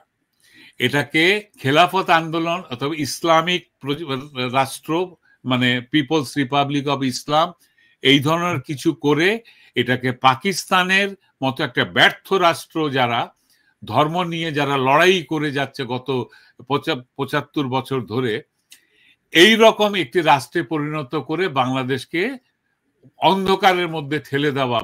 বাঙালি জাতির যে একটা প্রগতিশীল বিশ্ব সংস্কৃতির সঙ্গে মিলে যাওয়ার যে কথাটাই সংবিধানে আছে, আমরা দৃঢ়ভাবে ঘোষণা করিতেছি যে আমরা যাহাতে স্বাধীন সত্তায় সমৃদ্ধি লাভ করিতে পারি এবং মানব জাতির প্রগতিশীল আশা আকাঙ্ক্ষার সহিত সঙ্গতি রক্ষা করিয়া আন্তর্জাতিক শান্তি ও সহযোগিতার ক্ষেত্রে পূর্ণ ভূমিকা পালন করিতে পারি, সেই জন্য বাংলাদেশের জনগণের অভিপ্রায়ের অভিব্যক্তি স্বরূপ এই সংবিধানের প্রাধান্য অক্ষুণ্ণ রাখা এবং ইহার রক্ষণ, সমর্থন ও নিরাপত্তা বিধান আমাদের পবিত্র কর্তব্য। এই যে সেন্টেন্সটা, এটাই তো most modern philosophy of a nation. এটাকে বদলে দিয়ে কি আনতে চায় এই যে অশিক্ষিত, অর্ধশিক্ষিত, তথাকথিত মেধাবী সমন্বয়ক? আর ছাত্র জনতার আন্দোলন বলছে, এটা তো ছাত্রদের কোটা বিরোধী আন্দোলন ছিল। ওইখানে লাশ ফেলে দেশের জনগণকে খেপিয়ে তোলা হয়েছে। এবং এই ক্ষিপ্ত জনগণ তখন ওই মব হয়ে গেছে, তাদের কোনো লিডার ছিল না। সমন্বয়ক সার্জিস আলম বলেছেন যে এই আন্দোলনে শিবির কত ভূমিকা নিয়েছে সেটি তারা ব্যাখ্যা করেছে, স্বীকারও করেছে। এই তো আড়াল থেকে বেরিয়ে আসছে, ওরা পেছন থেকে এরা মদত দিয়েছে, সক্রিয় ছিল শুধু তারা। তাহলে তারা কারা, এরা কারা, এটা তো এখন স্পষ্টতই। কিন্তু ব্যারিস্টার তানিয়া আমির, আপনার কাছে জানতে চাই যে তারা বলছে, শুরু থেকেই তারা বলছে যে এই সংবিধান হচ্ছে গিয়ে মুজিববাদী সংবিধান, এই সংবিধান তারা মানে না। নো, মুজিববাদ বলে কিছু নেই সংবিধানে, মুজিববাদ বলেই কিছু নাই। সংবিধান তো দূরের কথা, মুজিববাদ কথাটা শুধু একটা কথা। মুজিববাদ বলে কোন গ্রন্থ আছে? কেউ দেখা যায় আবার কোন বই যে এটা মুজিববাদ? এখানে আমরা এনগেজ করছি ওদের সাথে, রাইট? হ্যাঁ, যে these people haven't done any homework, they don't know what they're talking about, right? So আমি এটা বারেবার আপনাদেরকে ইনভাইট করছি, এগেন আপনারা আঁকড়ে ধরছেন তারা কি বলছে, যেটা উচিত। আমি একটু please allow me to finish please, হ্যাঁ, don't attack, হ্যাঁ। যেটা প্রয়োজন করার, আপনি ডিফেন্সে কেন খেলছেন? আপনাকে যেতে হবে অফেন্সিভে। তারা অপরাধ সংগঠিত করেছে, চিন্ময় দাসের বিরুদ্ধে রাষ্ট্রদ্রোহীর মামলা হয়েছে, প্রকাশ্যে দিবালোকে তারা 123, 124, 125 ধারার অপরাধ সংগঠিত করেছে। ট্রিট দেম অ্যাজ পেটি ক্রিমিনালস, রাষ্ট্রদ্রোহী যারা করছে। একটা রেপিস্ট এসে যখন জাস্টিফিকেশন দেয় সে কি রেপ করলো, সেটা কি আমরা কি মনোবিজ্ঞানী নাকি আমরা কবিতা লিখছি যে তাদের কথা আমরা বারে বার আওড়াবো? Fact is this is a serious criminal offence, রাষ্ট্রের বিরুদ্ধে কাজ হচ্ছে। এখানে জনমত, আপনারা আপনাদের প্রোগ্রামের মাধ্যমে আপনাদেরও একটা দায়িত্ব আছে জনমত তৈরি করা। সরকার তখনই কাজ করবে যখন জনমত এখানে তৈরি হবে। ইনস্টেড অফ ডুইং দ্যাট, আপনারা তারা সাইড লাইন বাই রোডে আপনাদেরকে লিড করছে আর আপনারা সুরসুর করে ওদিকে যাচ্ছেন। Why are you doing this? They are serious criminals of the republic. আমি কোনো রাষ্ট্র জানি না যারা রাষ্ট্রের বিরুদ্ধে দাঁড়িয়ে রাষ্ট্রের ভাত খেয়ে রাষ্ট্রকে ভেঙে ফেলতে যাচ্ছে। No such state. যে বাংলাদেশ বিরোধী যারা, বাংলাদেশের জন্ম হয়েছে যেটার ভিত্তিতে, সেটাকেই যারা চ্যালেঞ্জ করছে বাংলাদেশের ভিতরে থেকে, দ্যাট ইজ আনহার্ড অফ। আপনাদের দায়িত্ব যারা সোশ্যাল মিডিয়াতে আছেন, every media, to attack that. সেটা না করে আপনাদেরকে ধোয়া জাল তৈরি করে ডান দিকে বাম দিকে সাইড রোড বাই রোডে নিচ্ছে, লিড করছে, আপনারা ওদিকে যাচ্ছেন। I request you, please don't do this. আপনাদের দায়িত্ব পালন করেন, এই দায়িত্বটা আমাদের সকলে, শুধু আপনাদের না। এবং আপনার প্রোগ্রামের মাধ্যমে আমিও সেই দায়িত্ব পালন করতে যাচ্ছি। আমি স্মরণ করে দিতে চাচ্ছি, আমাদের চিন্ময় দাসের বিরুদ্ধে একটা ভ্রান্ত 124 এর মামলা, যেটা কোনো উপাদান এখানে নেই, কিন্তু 123 ধারা, 124, 125 ধারার উপাদান আছে থাকা সত্ত্বেও রাষ্ট্রদ্রোহীর মামলা। They are committing insurgency within the territory of Bangladesh, যেটা আমাদের দেশপ্রেমিক সেনাদের কর্তব্য, পুলিশের কর্তব্য, সরকারের কর্তব্য to take action against them. এদেরকে মাথায় তোলার বিষয় না, লাই দেওয়ার বিষয় না। এবং তারা ছাত্র না, তারা জনতাও না। হু আর দে, কাদের টাকায় তারা চলছে? তারা অলরেডি স্বীকার করা শুরু করেছে যে তারা এখানে শিবিরের লোকজনের তার ভরা। সো এটা হচ্ছে মুখ্য। এই জায়গাতে আপনারা যাবেন, প্লিজ আমাকে ইনভাইট করবেন না এই সমস্ত ফালতু বাই রোড সাইড রোডে যাওয়ার জন্য। আমি মূলধারায় আছি, আমি মূলধারা নিয়ে কথা বলতে প্রস্তুত। And I invite you to join me. তাদের কি বললো, তারা ছাগলে কিনা বলে, পাগলে কিনা খায়, and you expect me to engage with this? You know, I'm not ready to dignify them with this nonsense that they're talking about. They have committed serious crimes. I have a question. তাহলে করণীয়টা কি আছে? আইনি কি বুঝতে পারলেন না করণীয়টা কি? মত আপনারা জনমত তৈরি করেন, রিমাইন্ড করেন যারা আমাদের সরকারে আছে এবং যারা আর্মিতে আছে, যে তাদের এটা আপনার এটা তাদের duty, this is their solemn duty.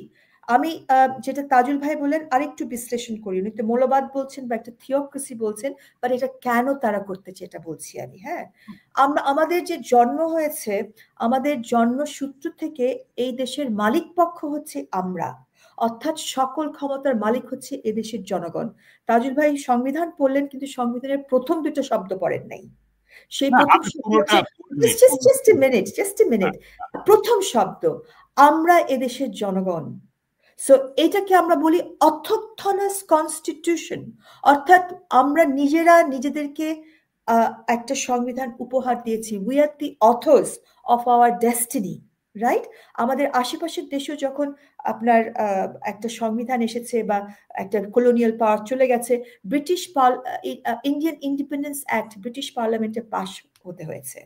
আমরা কিন্তু কোনো মুরব্বীর আপনার কোনো আমরা মুরব্বীর থেকে কোনো এরকম অনুদান আমরা চাইনি।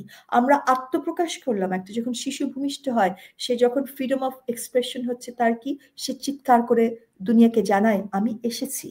একইভাবে বাংলাদেশের জন্ম হয়েছে সেই 9 মাসের ভিতরে। এই একটা মানব শিশু যেরকম জন্ম হয় সেই 9 মাসে আমরাও জন্ম নিয়েছি এবং আমরা আমাদের আত্মপ্রকাশ করেছি আমাদের এই স্বাধীনতা ঘোষণাপত্রের মাধ্যমে। We already have a proclamation of independence. এটা আরেকবার হওয়ার কোনো সুযোগ নাই, সম্ভাবনা নাই। এবং যে প্রেক্ষিতে এটা হয়েছে সেই প্রেক্ষিত অনুপস্থিত।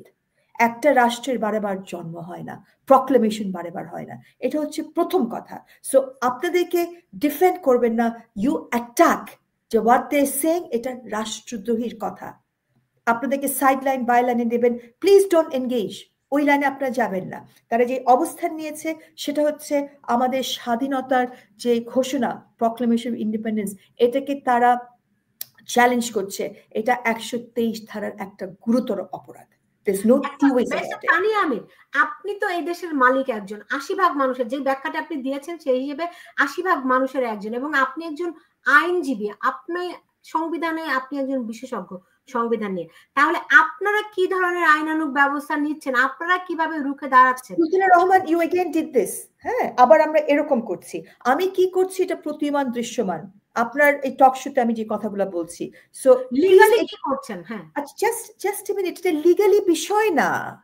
এটা দায়িত্বটা হচ্ছে, আবার বলছেন লিগ্যালি, প্লিজ আন্ডারস্ট্যান্ড, এটার অ্যাকশন নেবে হচ্ছে সরকার এবং প্রশাসনে যারা আছে। এটা আইনজীবীর দায়িত্ব না। আইনজীবীর মক্কেল লাগে, আপনি মক্কেল হবেন? আমার তো একটা মক্কেল লাগবে, কিন্তু এখানে মক্কেল হতে হবে সরকারের। এই কাজটা যখন ক্রিমিনাল কেস হয়, এই কেসটা রুজু করতে হবে রাষ্ট্রকে, রাষ্ট্রের পক্ষে যারা পরিচালনা করছেন। সো এই বিষয়গুলো নিয়ে আপনারা নিজেদের ভেতরে আপনারা এখানে নিজেদের ভেতরে শেষ করি। আপনি না বুঝে বারবার একই প্রশ্ন করছেন। রাষ্ট্রকে আপনাদের যেটা দায়িত্ব, আমার যেটা দায়িত্ব, যেটা আপনাকে বারেবার বলছি, right? Sultana, please try and understand. I'm not here to argue with you or with Tajul Imam Bhai. Right? Try and understand কি বলতে চাচ্ছি। টক শো করা মানে এখানে যুদ্ধ করার বিষয় না। যার জন্য প্লিজ আন্ডারস্ট্যান্ড, একটু সুলতানা একটু বোঝেন যেটা বলছি। এখানে ঐক্য গড়ার সময় এসেছে, রাইট? আপনি একটা নতুন টক শো শুরু করছেন, I wish you all the best. But এখানে যেটা করতে হবে, এই ঐক্য গড়ার জন্য আপনাদেরকে রিমাইন্ড করতে হবে যারা এখন আমাদের এই অ্যাকশনটা যারা নিতে পারে তাদেরকে। ওকে, আর আমি যেটা আপনার লাস্ট কথা যেটা বলতে চাচ্ছি সেটা হচ্ছে, দেখেন পৃথিবীতে যারা মেজরিটি মুসলমান যে সমস্ত দেশে বাস করে, তারা কিন্তু ওই সেন্সের নাগরিক না। তারা একটা স্বৈরাচার সরকার থাকতে পারে, অথবা তারা একটা এমিরেটের বাংলা হতে পারে একটা প্রিন্স বা একটা রাজপুত্র বা রাজা। এখানে কিন্তু এই যে থিওক্রেসি তারা প্রতিষ্ঠা করতে চাচ্ছে, যে কথাটাতে আপনি বারবার আমাকে বাধা দিচ্ছেন, যেতে দিচ্ছেন না, সেটা হচ্ছে যে রাষ্ট্রের ক্ষমতার যখন আমরা জনগণ মালিক পক্ষ, তার অর্থ হচ্ছে এই সংবিধানটা হচ্ছে যে জনগণের অভিপ্রায়ের পরম অভিব্যক্তি স্বরূপ। অর্থাৎ জনগণ সকল ক্ষমতার মালিক হিসেবে রাষ্ট্রের যে 3টি অর্গান, এক্সিকিউটিভ, জুডিশিয়ারি, লেজিসলেচার, অর্থাৎ সংসদ, প্রশাসন এবং আপনার বিচার বিভাগ, এই 3টা অর্গানের মাধ্যমে রাষ্ট্রের যে জনগণের যে সকল ক্ষমতা, এই ক্ষমতা এই সংবিধানের মাধ্যমে এই 3টি অর্গান চেক এন্ড ব্যালেন্সের মাধ্যমে কিভাবে প্রয়োগ করবে সেটা জনগণ বলে দিয়েছে এই পরম অভিব্যক্তি স্বরূপ। এটা হচ্ছে সংবিধান, রাইট? তো এটা সময়ের সাথে সাথে তাল মিলিয়ে এটাকে আপনার চেঞ্জ করা যাবে, অ্যামেন্ডমেন্ট করা যাবে না যে তা না। সংবিধান ইজ ফ্লেক্সিবল, কিন্তু সেটা কারা করতে পারে? একটা নির্বাচিত সরকার এসে পার্লামেন্টে সিম্পল মেজরিটি দিয়েও করতে পারবে না। এটা করতে পারে 2/3 মেজরিটি। সেটা একটা সংসদ কিন্তু এখন বিলুপ্ত হয়ে গেছে, there is no পার্লামেন্ট। তাহলে এই বর্তমান সরকার যে একটা সংসদ আপনার সংবিধান কমিটি করলো বা কমিশন করলো, এটা তো তাদের কোনো আইনি কোনো এখতিয়ার নাই, তাদের আইনি কোনো ভিত্তি নাই। কারণ যেহেতু তারা রেকমেন্ডেশন করবে এই সরকারকে, এই সরকারের এটা ইমপ্লিমেন্ট করার কোনো মেকানিজম নাই। এটা আপনার কো-ওয়ারেন্ট, এটা আপনার সংবিধান বহির্ভূত। সো একইভাবে যারা এই সংবিধান ফেলে দিতে চাচ্ছে, এই সোকল ছাত্ররা একইভাবে এই সব কাছে হচ্ছে রাষ্ট্রদ্রোহী শামিল, বিকজ তাদেরও কোনো এখতিয়ার নাই এই কাজটা করার। এটা করতে পারে ফিউচার পার্লামেন্ট। এখন ফিউচার পার্লামেন্ট কি করবে না করবে সেটা আপনি, আমি বা বর্তমান সরকার বা সোকল বর্তমান ছাত্ররা তাদের হাত বেঁধে দিতে পারবে না, তাদেরকে ডিকটেট করতে পারবে না যে ফিউচার পার্লামেন্ট কি করবে। ফিউচার পার্লামেন্ট কি করবে হচ্ছে তাদের ইচ্ছা as to what they will do। তারা যদি মনে করে, এবং আমি বিএনপির যে ম্যানিফেস্টোতে দেখেছি, এখানে কিন্তু কিছু চমৎকার সংবিধান অ্যামেন্ড, যেমন আর্টিকেল 70 আছে, এবং তারা বাইক্যামেরাল পার্লামেন্টের কথা বলছে। অনেকে হয়তো মনে করেন বাংলাদেশে বাইক্যামেরালের প্রয়োজন নাই, কিন্তু আর্টিকেল 70 নিয়ে কিন্তু অনেকেরই এখানে মতামত পক্ষে আছে। বিএনপির আমি কিন্তু ম্যানিফেস্টোতে সেটা দেখেছি। আওয়ামী লীগের যখন ম্যানিফেস্টো দেবে, তাদের ম্যানিফেস্টোতে হয়তো এরকম কিন্তু সংবিধানের সংস্কারের কথা থাকতেই পারে। তাহলে এই নির্বাচিত সরকারের প্রথমে তাদের ম্যানিফেস্টোতে থাকতে হবে, এটার ভিত্তিতে তাদেরকে ক্ষমতায় জিতে আসতে হবে, পার্লামেন্টে যেতে হবে। পার্লামেন্টে সিম্পল মেজরিটি থাকলে হবে না, 2/3 মেজরিটি থাকতে হবে। তারপরে এই সংবিধান অ্যামেন্ড করা প্রয়োজন বা করা সম্ভব। কিন্তু এই থিওক্রেসি কি করতে চাচ্ছে? আমাদের রাষ্ট্র, যেখানে আমরা হচ্ছি মালিক পক্ষ, যে কথাতে তাজুল ইমাম সাহেব ইঙ্গিত দিয়েছেন, আসল এটার মুখ্য বিষয়টা কি? আমাদেরকে বেদখল করে তারা একটা থিওক্রেসি, একটা খলিফাত বসাতে চায়, যারা রাষ্ট্র নিয়ন্ত্রণ করবে ঐশ্বরিক ক্ষমতা দিয়ে, ঐশ্বরিক আইন দিয়ে। অর্থাৎ পার্লামেন্টের যে আইন করার ক্ষমতা আছে, এটাকেই তারা অস্বীকার করে। অর্থাৎ আমরা যাতে বোকা না বনে যাই, কারণ আমরা হচ্ছি মালিক পক্ষ, আমাদেরকে বেদখল করতে চাচ্ছে এই গোষ্ঠী এবং মুক্তিযুদ্ধের শত্রু যারা। আমাদের যে জন্ম হয়েছে, আমাদের জন্মের ভিত্তি ছিল একটা সেকুলার ডেমোক্রেসি, যেটা বলছি মেজরিটি মুসলমানরা যে সমস্ত রাষ্ট্রে বাস করছে সেখানে কিন্তু গণতন্ত্র চর্চা নাই। পার্লামেন্ট আইন করে জনগণের প্রতিনিধির মাধ্যমে, সেটাও নেই, রাইট? এখানে আপনার তারা কিন্তু সেই সেন্সে রাষ্ট্রের মালিক পক্ষ না, নাগরিকও না। তো আমাদের এই এটাকে যদি তারা মনে করে একটা এক্সপেরিমেন্ট, যে এক্সপেরিমেন্টটাকে আনডু করতে হবে। অর্থাৎ গার্লস লাইক মালালা এবং বিভিন্ন মুসলিম নাগরিক, মানে মুসলিম মানুষ যে সমস্ত দেশে বাস করে, বাংলাদেশ হচ্ছে একটা উজ্জ্বল নক্ষত্রের মতো একটা উদাহরণ, আমাদের হাত তারা ধরতে চায়। আর যারা শাসন করছে ঐশ্বরিক ক্ষমতার বলে, বাংলাদেশ হচ্ছে তাদের জন্য একটা দুঃস্বপ্ন, এটাকে তারা আনডু করতে চায়। সো এই আপনার মেজরিটি মুসলিম পিপল, যারা নিজেদেরকে নিজের একটা সংবিধান এবং রাষ্ট্র উপহার দিয়েছি on the basis of secular democracy, আমাকে দুইটা দেখান তো কোথাও আছে কিনা। এবং আমরা মেজরিটি মুসলমান হতে পারি, কিন্তু আমাদের রাষ্ট্রের নাম কি? People's republic of Bangladesh. People's এর ভিতরে এস কেন আছে? ইংরেজি ভাষায় পিপলস বললেই তো প্লুরাল, কিন্তু এস কেন আছে এখানে? এটা অ্যাপোস্ট্রফি এস না। বিকজ আমাদের আন্তর্জাতিক আইনে এবং আমাদের মিউনিসিপ্যাল লতে যখন আমরা পিপলস বলছি, এখানে নানা গোষ্ঠীর মানুষ আছে, একটা প্লুরালিস্টিক সোসাইটি, বিভিন্ন ধর্মের মানুষ আছে। আমাদের গণতন্ত্র তো সেটা হতে পারে না যে সবাই আমরা একই বর্ণের একই ধর্মের মানুষ, এখানে সেটা তো গণতন্ত্র না। গণতন্ত্র হবে ইউনিটি ইন ডাইভার্সিটি। আমরা বাঙালিরা কি করি? আমরা পৌষ উৎসব করি, পহেলা বৈশাখ করি, বসন্ত মেলা করি। হ্যাঁ, আমরা যেরকম আমাদের 6টা ঋতু, বিভিন্ন ঋতুকে যেরকম আমরা আলিঙ্গন করি, বাগানে আমাদের নানা রঙের ফুল ফোটে, আমাদের ফুলের তোড়া থাকে। এখানে একটা ফুলের রং না, এখানে একটা কোনো গোষ্ঠীর মানুষ না, আমরা সবাইকে আলিঙ্গন করি, আমরা যেরকম প্রকৃতির সাথে মিলে ঋতু আলিঙ্গন করি, সব ধরনের মানুষ, এবং বাঙালির আতিথেয়তা বিশ্বজোড়া, এটা আমাদের কৃষ্টি, কালচার, সংস্কৃতি। কিন্তু যারা এই উগ্রবাদী, যারা ইসলাম বুঝে যে ইসলাম হচ্ছে একটা ধর্ম যেটা উগ্র ধর্ম, আমরা তো সেই ইসলাম মানি না, বুঝি না। আমাদের কাছে ইসলাম হচ্ছে একটা শান্তির ধর্ম। এখানে শুধু আমাদের হিন্দু সনাতন ধর্ম প্রাণের মানুষের উপরে আক্রমণ হচ্ছে তা না, সুফি, দরগা শরীফ, হ্যাঁ, আমাদের বিভিন্ন শাইন, 9টা খ্রিস্টান চার্চ, এবং নারীদের উপরে বলা হচ্ছে যে খবরদার তোমরা বাজারে যাবে না, তোমরা তোমাদের পণ্য বিক্রি করবে না। যারা এই কথা বলছে, যারা ফটো দিচ্ছে, তাদের লজ্জা লাগে না বলতে? আজকে বাংলাদেশ দাঁড়িয়ে আছে নারীর ইনকামের উপরে, বাংলাদেশ ইকোনমি দাঁড়িয়ে আছে আজকে নারীর মাথার ঘাম পায়ে ফেলে নারীর রোজগারের উপরে তারা আজকে চলছে। আর যারা এই সকল সমন্বয়কারী, তাদের তো কোনো রোজগারই নাই। অ্যাটলিস্ট নারীদের থেকে তারা তো শিক্ষা গ্রহণ করতে পারে, যারা আপনার যে নারীরা আজকে আপনার মাঠে ঘাটে তৃণমূল লেভেলে যারা আজকে রোজগার করে সংসারে ভাত জোগাড় করছে। সো এই জায়গাটাতে আমরা তাহলে কি দেখছি, যে তাদের আক্রোশটা হচ্ছে আপনার এখানে তারা নারী বিরোধী, উন্নয়ন বিরোধী, বিভিন্ন মাইনরিটি গ্রুপস আছে সেটার বিরোধী।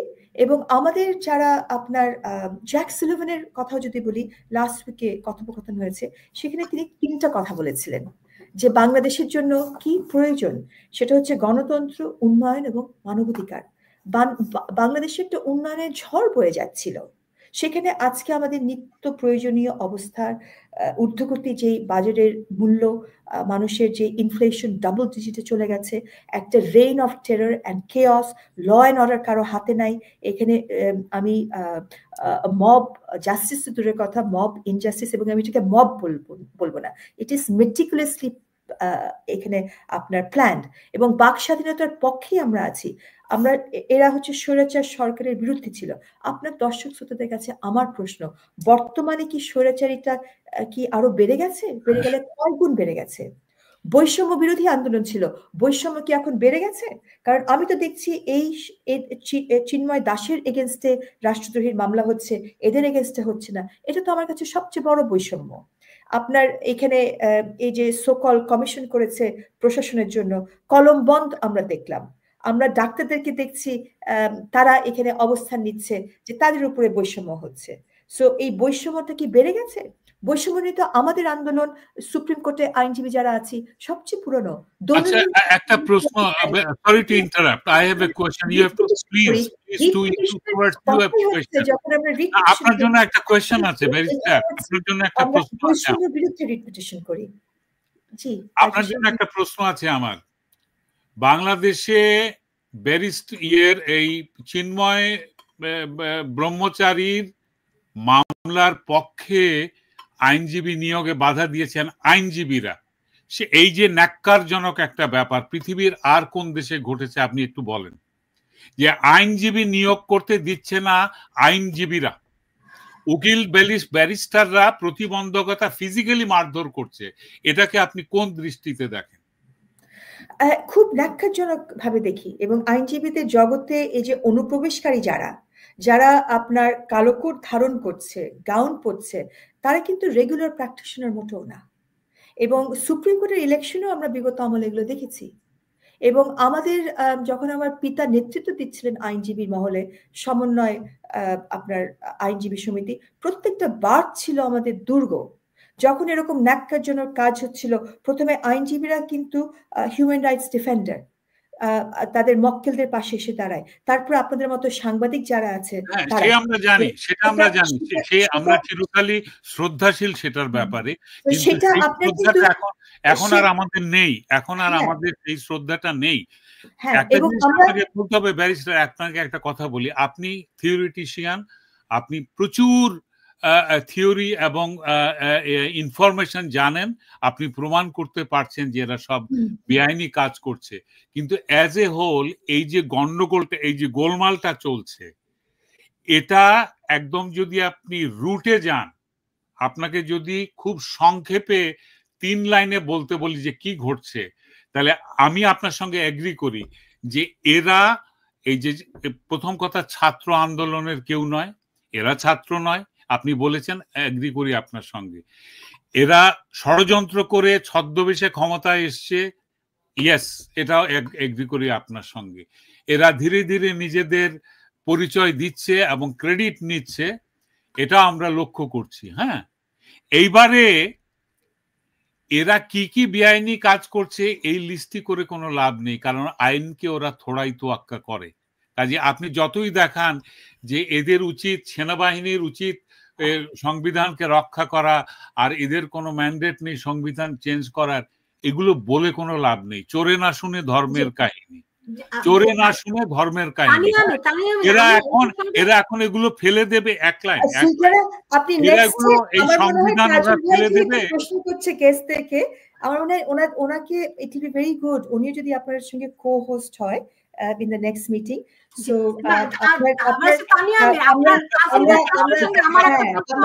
লজ্জা দিয়েছেন। আপনাকে একটা কথা বলি, ও কিন্তু আমাদের নেক্সট মিটিং এ হোস্ট হিসেবে আপনার সঙ্গে আর্গিউ করছে না, ও হোস্ট হিসাবে প্রশ্নগুলো করছে যেগুলো সাধারণ শ্রোতারা করে। আপনি তাকে প্রতিপক্ষ মনে করছেন কেন? She is nothing. তাকে কোয়াইট বললে সে এখনই চুপ করবে, কিন্তু সে প্রশ্নটা না, এটা তার প্রশ্ন নয়। উইথ অল ডিউ রেসপেক্ট, আপনি ভুল বুঝছেন। আপনি you are concentrating on your answer, but you are not listening what she is saying. She is actually picking up the question from her audience. আর শ্রোতাদের থেকে সে প্রশ্ন তুলে নিচ্ছে, আপনাকে সে বলছে। জি বলুন। তর্কের জন্য আয়োজন করিও না। আমার দেশ একটি ক্রাইসিসে, এই সময় সঠিক দিক নির্দেশনা যেন আমরা পাই, আমরা বিষয়গুলি খুব স্পষ্ট যেন বুঝতে পারি, শুধুমাত্র সেটার জন্যই আমার এই আয়োজন। যাই হোক, আপনি যেটি বলছিলেন যে এরা হচ্ছে ধোঁকাবাজ, যারা ছাত্র জনতা নিজেদেরকে বলছে এরা ধোঁকাবাজ, এবং এই ধোঁকাবাজরা যদি হয়ে থাকে সরকারের নিয়োগকর্তা, তাহলে সরকারও ধোঁকাবাজ সরকার। যদি তাই হয়ে থাকে, তাহলে কোন সরকার এই যে সংবিধান পরিবর্তনের কবর দেওয়ার কথাবার্তা উঠছে, কোন সরকার সেই ব্যবস্থাটি নিবে? যারা দাবি করছে তারাও ধোঁকাবাজ, যারা সরকার তারাও ধোঁকাবাজ। তাহলে কে আমার সংবিধানকে, আমার দেশকে রক্ষা করবে? হ্যাঁ সুলতানা, আমি আপনার সাথে এত জোরে দৌড়াতে পারি না। হ্যাঁ, আমি একটু হাঁটি পাক করে এগোই। আমাকে সেই আমি এটাকে ডিমান্ড করছি যে স্টেপ বাই স্টেপ। এখন আপনারা যদি বন্দুক দিয়ে সবাইকে গুলি করেন, টেক অন এভরিওয়ান, হ্যাঁ, আপনাকে এখানে স্ট্র্যাটেজিস্ট হতে হবে, রাইট? এখানে একটা স্ট্র্যাটেজি থাকতে হবে। আপনি চোখ বন্ধ করে এলোপাথারি করে সবাইকে গুলি করছেন, that is no strategy, right? আমার দেশের যে সরকার আছে, রাইট, আমাকে তাকে বাধ্য করতে হবে, কারণ আমি আমাদের সংবিধান এবং আমাদের স্বাধীনতার ঘোষণাপত্রে এখানে একটা অর্ডারলি অ্যান্ড জাস্ট গভর্নমেন্টের বলা হয়েছে। প্রত্যেক সরকারই, কোনো সরকার কিন্তু এখানে আপনার ধোয়া তুলসী পাতা তা না। যখন আমরা আদালতে যাই, আমাদের কিন্তু এই কথাটাই আমরা বলি, এবং আজকে 30 বছর ধরে এই কথা বলছি। যখন আমরা মামলা করি বা আপনাদের মতো প্ল্যাটফর্মে আসি, একই কথা, যে যেই সরকারের কাছে জবাবদিহি করতে হবে জনগণের কাছে। আপনি যদি এখন আপনার মালিক পক্ষ হয়ে জবাবদিহি জায়গাটা ছেড়ে দেন, আমি বলবো আপনি খুব বোকামি করছেন। যে আপনি যদি ধরে নেন কেউ কিছু করবে না, আপনাদের দাবি হবে, আমাদের দাবি হবে, মালিক পক্ষের দাবি হবে আইনের শাসন। অর্থাৎ যারা সরকার বলে দাবি করছে, আমার সিভিল বিউরোক্রেসি, আমার military bureaucracy, they must serve the people. কারণ আমরা এখন রাজতন্ত্রে বাস করি না। যখন রাজতন্ত্রে বা খেলাফতে বাস করতাম, তখন রাষ্ট্র এবং রাজার সঙ্গে কোনো পার্থক্য ছিল না। তখন সিভিল বিউরোক্রেসি, মিলিটারি বিউরোক্রেসি এই রাজাকেই সার্ভ করতো, কারণ রাজা এবং রাষ্ট্র এক জিনিস। এখন আমরা যেই যুগে এসেছি, সেখানে আমাদের যারা সেবা দিচ্ছেন রাষ্ট্র পরিচালনায় আছেন। Civil bureaucracy, military bureaucracy, sovereignty যাদের, তাদেরকে সার্ভ করবে। সভরেন তো এখন কোনো একটা ব্যক্তি না, sovereignty belongs to the people. বিলাতে, ইউকেতে সভরেন্টি কিন্তু বিলংস টু দ্য পার্লামেন্ট। কিন্তু আমাদের দেশে, যেখানে আমাদের লিখিত সংবিধান আছে, আমরা সভরেন্টি আরো ডিকনস্ট্রাক্ট করেছি। It belongs to the people. So civil bureaucracy, military bureaucracy has to serve the people. So সেই জায়গাটা যদি আপনারা ছেড়ে দেন, বিকজ আপনার এখানে আপনি একটা বাড়ির মালিক, আপনার দারোয়ান ঘুমাচ্ছে, তারা কাজ করছে না, আপনাকে যারা সেবা দেওয়ার কথা তারা আপনাকে সেবা দিচ্ছে না, এখন আপনি যদি একেবারে দিশাহারা হয়ে যান, অবলার মতো কথা বলেন, that is not right. You have to assert yourself. বাড়ির মালিক আপনি, যাদেরকে আপনি নিয়োগ দিয়েছেন, যারা আপনার বেতনে চলছে, তারা জবাবদিহি করছে, আপনার কাছে জবাবদিহি করতে হবে এবং তাদেরকে জবাবদিহির জায়গায় রাখতে হবে। সো তারা কিছু করছে না, দিশেহারা, আমাদের করার কিছু নেই, আমরা অবলা, অসহায়। ফর গড সেক, এই ভিকটিম সিনড্রোম থেকে বেরিয়ে আসতে হবে রাষ্ট্রকে, আমাদের সকলকে। আমরা ভিকটিম নয়, আমরা ভিকটিম সিনড্রোমে ভুগি না, আমরা অ্যাসার্ট করতে জানি ইন আ লফুল ম্যানার। যেটা বলছি যে মেজরিটি অফ দ্য পিপল, আমাদের 80% উপরে মেজরিটি আমাদের সাথে আছে। জাস্ট বিকজ আমরা কথায় কথায় রাস্তায় নামা, রাস্তায় কারা নামে? আমরা তো লফুল একটা স্ট্রাগলে আছি, আমরা সাইলেন্ট মেজরিটি। রাস্তায় আমরা গাড়ি পোড়াচ্ছি না, রক কাটছি না, সেই জন্য আমাদেরকে গ্রাহ্য করবে না, আমাদেরকে জবাবদিহি করবে না সরকার, এটা তো হতে পারে না। আমাদেরকে সেই জায়গাটায় ফিরে আসতে হবে যে আমাদের কাছে you're accountable, you're not accountable to dastardly baboons who are jumping up and down and burning cars, আর আপনার রাস্তায় আপনার এখানে অরাজকতা করছে, রাষ্ট্রদ্রোহী করছে, তাদের কাছে আপনারা অ্যাকাউন্টেবল না। আপনারা অ্যাকাউন্টেবল আমাদের কাছে, যারা আমরা সাইলেন্ট মেজরিটি, যারা সভ্য মানুষ, সভ্য জাতির। এবং আমরা কখনোই রাস্তায় গিয়ে গাড়ি পোড়াবো না, অগ্নিসংযোগ করব না, রাস্তায় রাস্তায় রাস্তায়। এখান থেকে আমাদেরকে একটু সংস্কৃতিটা বেরিয়ে আসতে হবে। গণতন্ত্রের চর্চা কেবলমাত্র রাস্তায় হয় না। সো এটাকে আমার মনে হয় আমরা এখানে অনেক বেশি প্রাধান্য দিচ্ছি, এবং সরকারকে বুঝতে হবে যে রাস্তায় যারা করছে, দিস ইজ দেয়ার থাগস। একটা স্কুল ইয়ার্ডে যারা বুলি থাকে, দে লাইক স্কুল বয় বুলিজ। তাদেরকে পোলাপান মাথায় হাত বুলিয়ে, ঠিক আছে তোমরা করবে না আমরা করব, এটা আমরা শুনতে রাজি না। তারা প্রাপ্তবয়স্ক, তারা বেকার, তাদের টাকা পয়সা তারা কোথা থেকে পাচ্ছে আমাদেরকে বুঝতে হবে, তাদেরকে নিয়ন্ত্রণ কারা করছে আমাদেরকে বুঝতে হবে। এবং আমাদেরকে একটা প্রশ্ন আছে, আমরা বুঝলাম কারা করছে, এগুলো সব জানি আমরা কারা করছে, এরা কোত্থেকে টাকা আনছে আমরা জানি না। আপনি বলছেন যে আমরা রাস্তায় নামবো না, তাহলে আমরা কি করব? ঘরে বসে আমরা চুপচাপ ইউনুসকে সাপোর্ট করে যাব? আমি আপনাকে প্রশ্ন করছি ডক্টর তানিয়া, ব্যারিস্টার তানিয়া, আপনি যে বলছেন যে আমাদেরকে এটা থেকে বেরিয়ে আসতে হবে, আমরা ভিকটিম হতে পারবো না, তাহলে আমরা কি হব? আমরা চুপচাপ ঘরে বসে থাকবো? আমরা ডক্টর ইউনুসের কাছে আশা করব এবং অ্যাপ্লিকেশন পাঠাবো যে স্যার আপনি এখানে ভুল করছেন, এখানে ঠিক করেন, এবং উনি ওটা ঠিক করবেন? এই যে রাস্তায় যেগুলো বুলিং হচ্ছে, যেগুলো মব অ্যাটাক হচ্ছে, যেগুলো সবকিছু তার, he is allowing all this things, উনি সবগুলোকে অ্যালাউ করছে, প্রশ্রয় দিচ্ছে। যে প্রশ্রয় দেয়, যে ভণ্ড, যে অপরাধ করে, তার কাছে আমরা নমনীয় হয়ে গিয়ে বলবো যে স্যার আপনি আমাদের সংবিধানে এটা লেখা নেই, আপনি কিন্তু এটা করতে পারেন না, এই মিষ্টি কথায় তিনি কি গলবেন? আমরা তাহলে চুপ করে ঘরে বসে থাকি, দেখি কি হয়। তাজুল ইমাম সাহেব, আমি যেটা বলছি আমি আমার মতো করে বলছি, আপনি প্লিজ আমাকে প্যারাফ্রেজ করবেন না, বিকজ আপনি যে আমি আপনার কাছে প্রশ্ন করেছি, আমি প্রশ্ন করে আপনি বলছেন, আমি আপনার সঙ্গে listen, if you don't like me as a co-presenter or I can get out of here right now. Listen, I can get out of here right now. আমি আপনাকে বলছি, আমি এখনই এখান থেকে বেরিয়ে যাই। আপনাকে আমি প্রশ্ন করবো আর আপনি আমাকে রেসপেক্ট করবেন না সেই প্রশ্নকে, আপনি আপনার কথা বলে যাবেন, আমার কথাকে আপনি কোন রকম সম্মান দেখাবেন না, আপনার সঙ্গে তো আমি থাকবো না এখানে, আপনাকে এখানে আনারই দরকার নাই। এই মেয়েটাই, লিসেন, কিপ কোয়াইট, এই মেয়েটা তো সে সঞ্চালক, সে যেগুলো প্রশ্ন করছে সে তো আপনাকে এনকাউন্টার করার জন্য করছে না, সে করছে তার শ্রোতারা এই প্রশ্নগুলো বলছে বলে এগুলি সে তুলে দিচ্ছে। You cannot interrupt me now. You cannot interrupt me now. I will leave the show for you. Listen, I will leave the show for you. আপনি কথা বললে আপনার মধ্যে কোনো সম্মান নেই, আপনি অন্যকে কথা বলতে দেন না, অন্যকে কথা বলতে দেন না। লিসেন, অন্যকে আপনি কথা বলতে দেন না, আপনি নিজের ফর্মুলা কবচায় যাচ্ছেন। এতক্ষণ ধরে আপনি কোনো সমাধান দিয়েছেন? আপনি একবারও বলেছেন এদের প্রতিবাদ করা উচিত, রাস্তায় বেরিয়ে প্রতিবাদ করা উচিত। আমি আপনার সঙ্গে একমত নয়, এবং আপনি যেহেতু কোনো রেসপেক্ট নাই, আমি এই শো থেকে চলে গেলাম। Thank you, good bye, thank you. So যেটা সুলতানা উনি যেটা আমার মনে হয় যেটা বলতে চাচ্ছেন, আমাদের এখানে কিন্তু রাজনৈতিক দলগুলো, আমাদের যেটা প্রত্যাশা থাকবে যে বিএনপি অলরেডি একটা অবস্থান নিয়েছে, আওয়ামী লীগও এখানে একটা অবস্থান নেবে, এবং সেই আওয়ামী লীগের এই মুহূর্তে কিন্তু তাদের উপরে আপনার কর্মীদের উপরে নির্যাতন চলছে। তারপরেও আমাদের কিন্তু প্রত্যাশা যে আওয়ামী লীগ ঘুরে দাঁড়াবে। সলিউশন মোটেও না যে যারা অগ্নিসংযোগ করছে আমরাও রাস্তায় নেমে তাদের বিরুদ্ধে অগ্নিসংযোগ করব।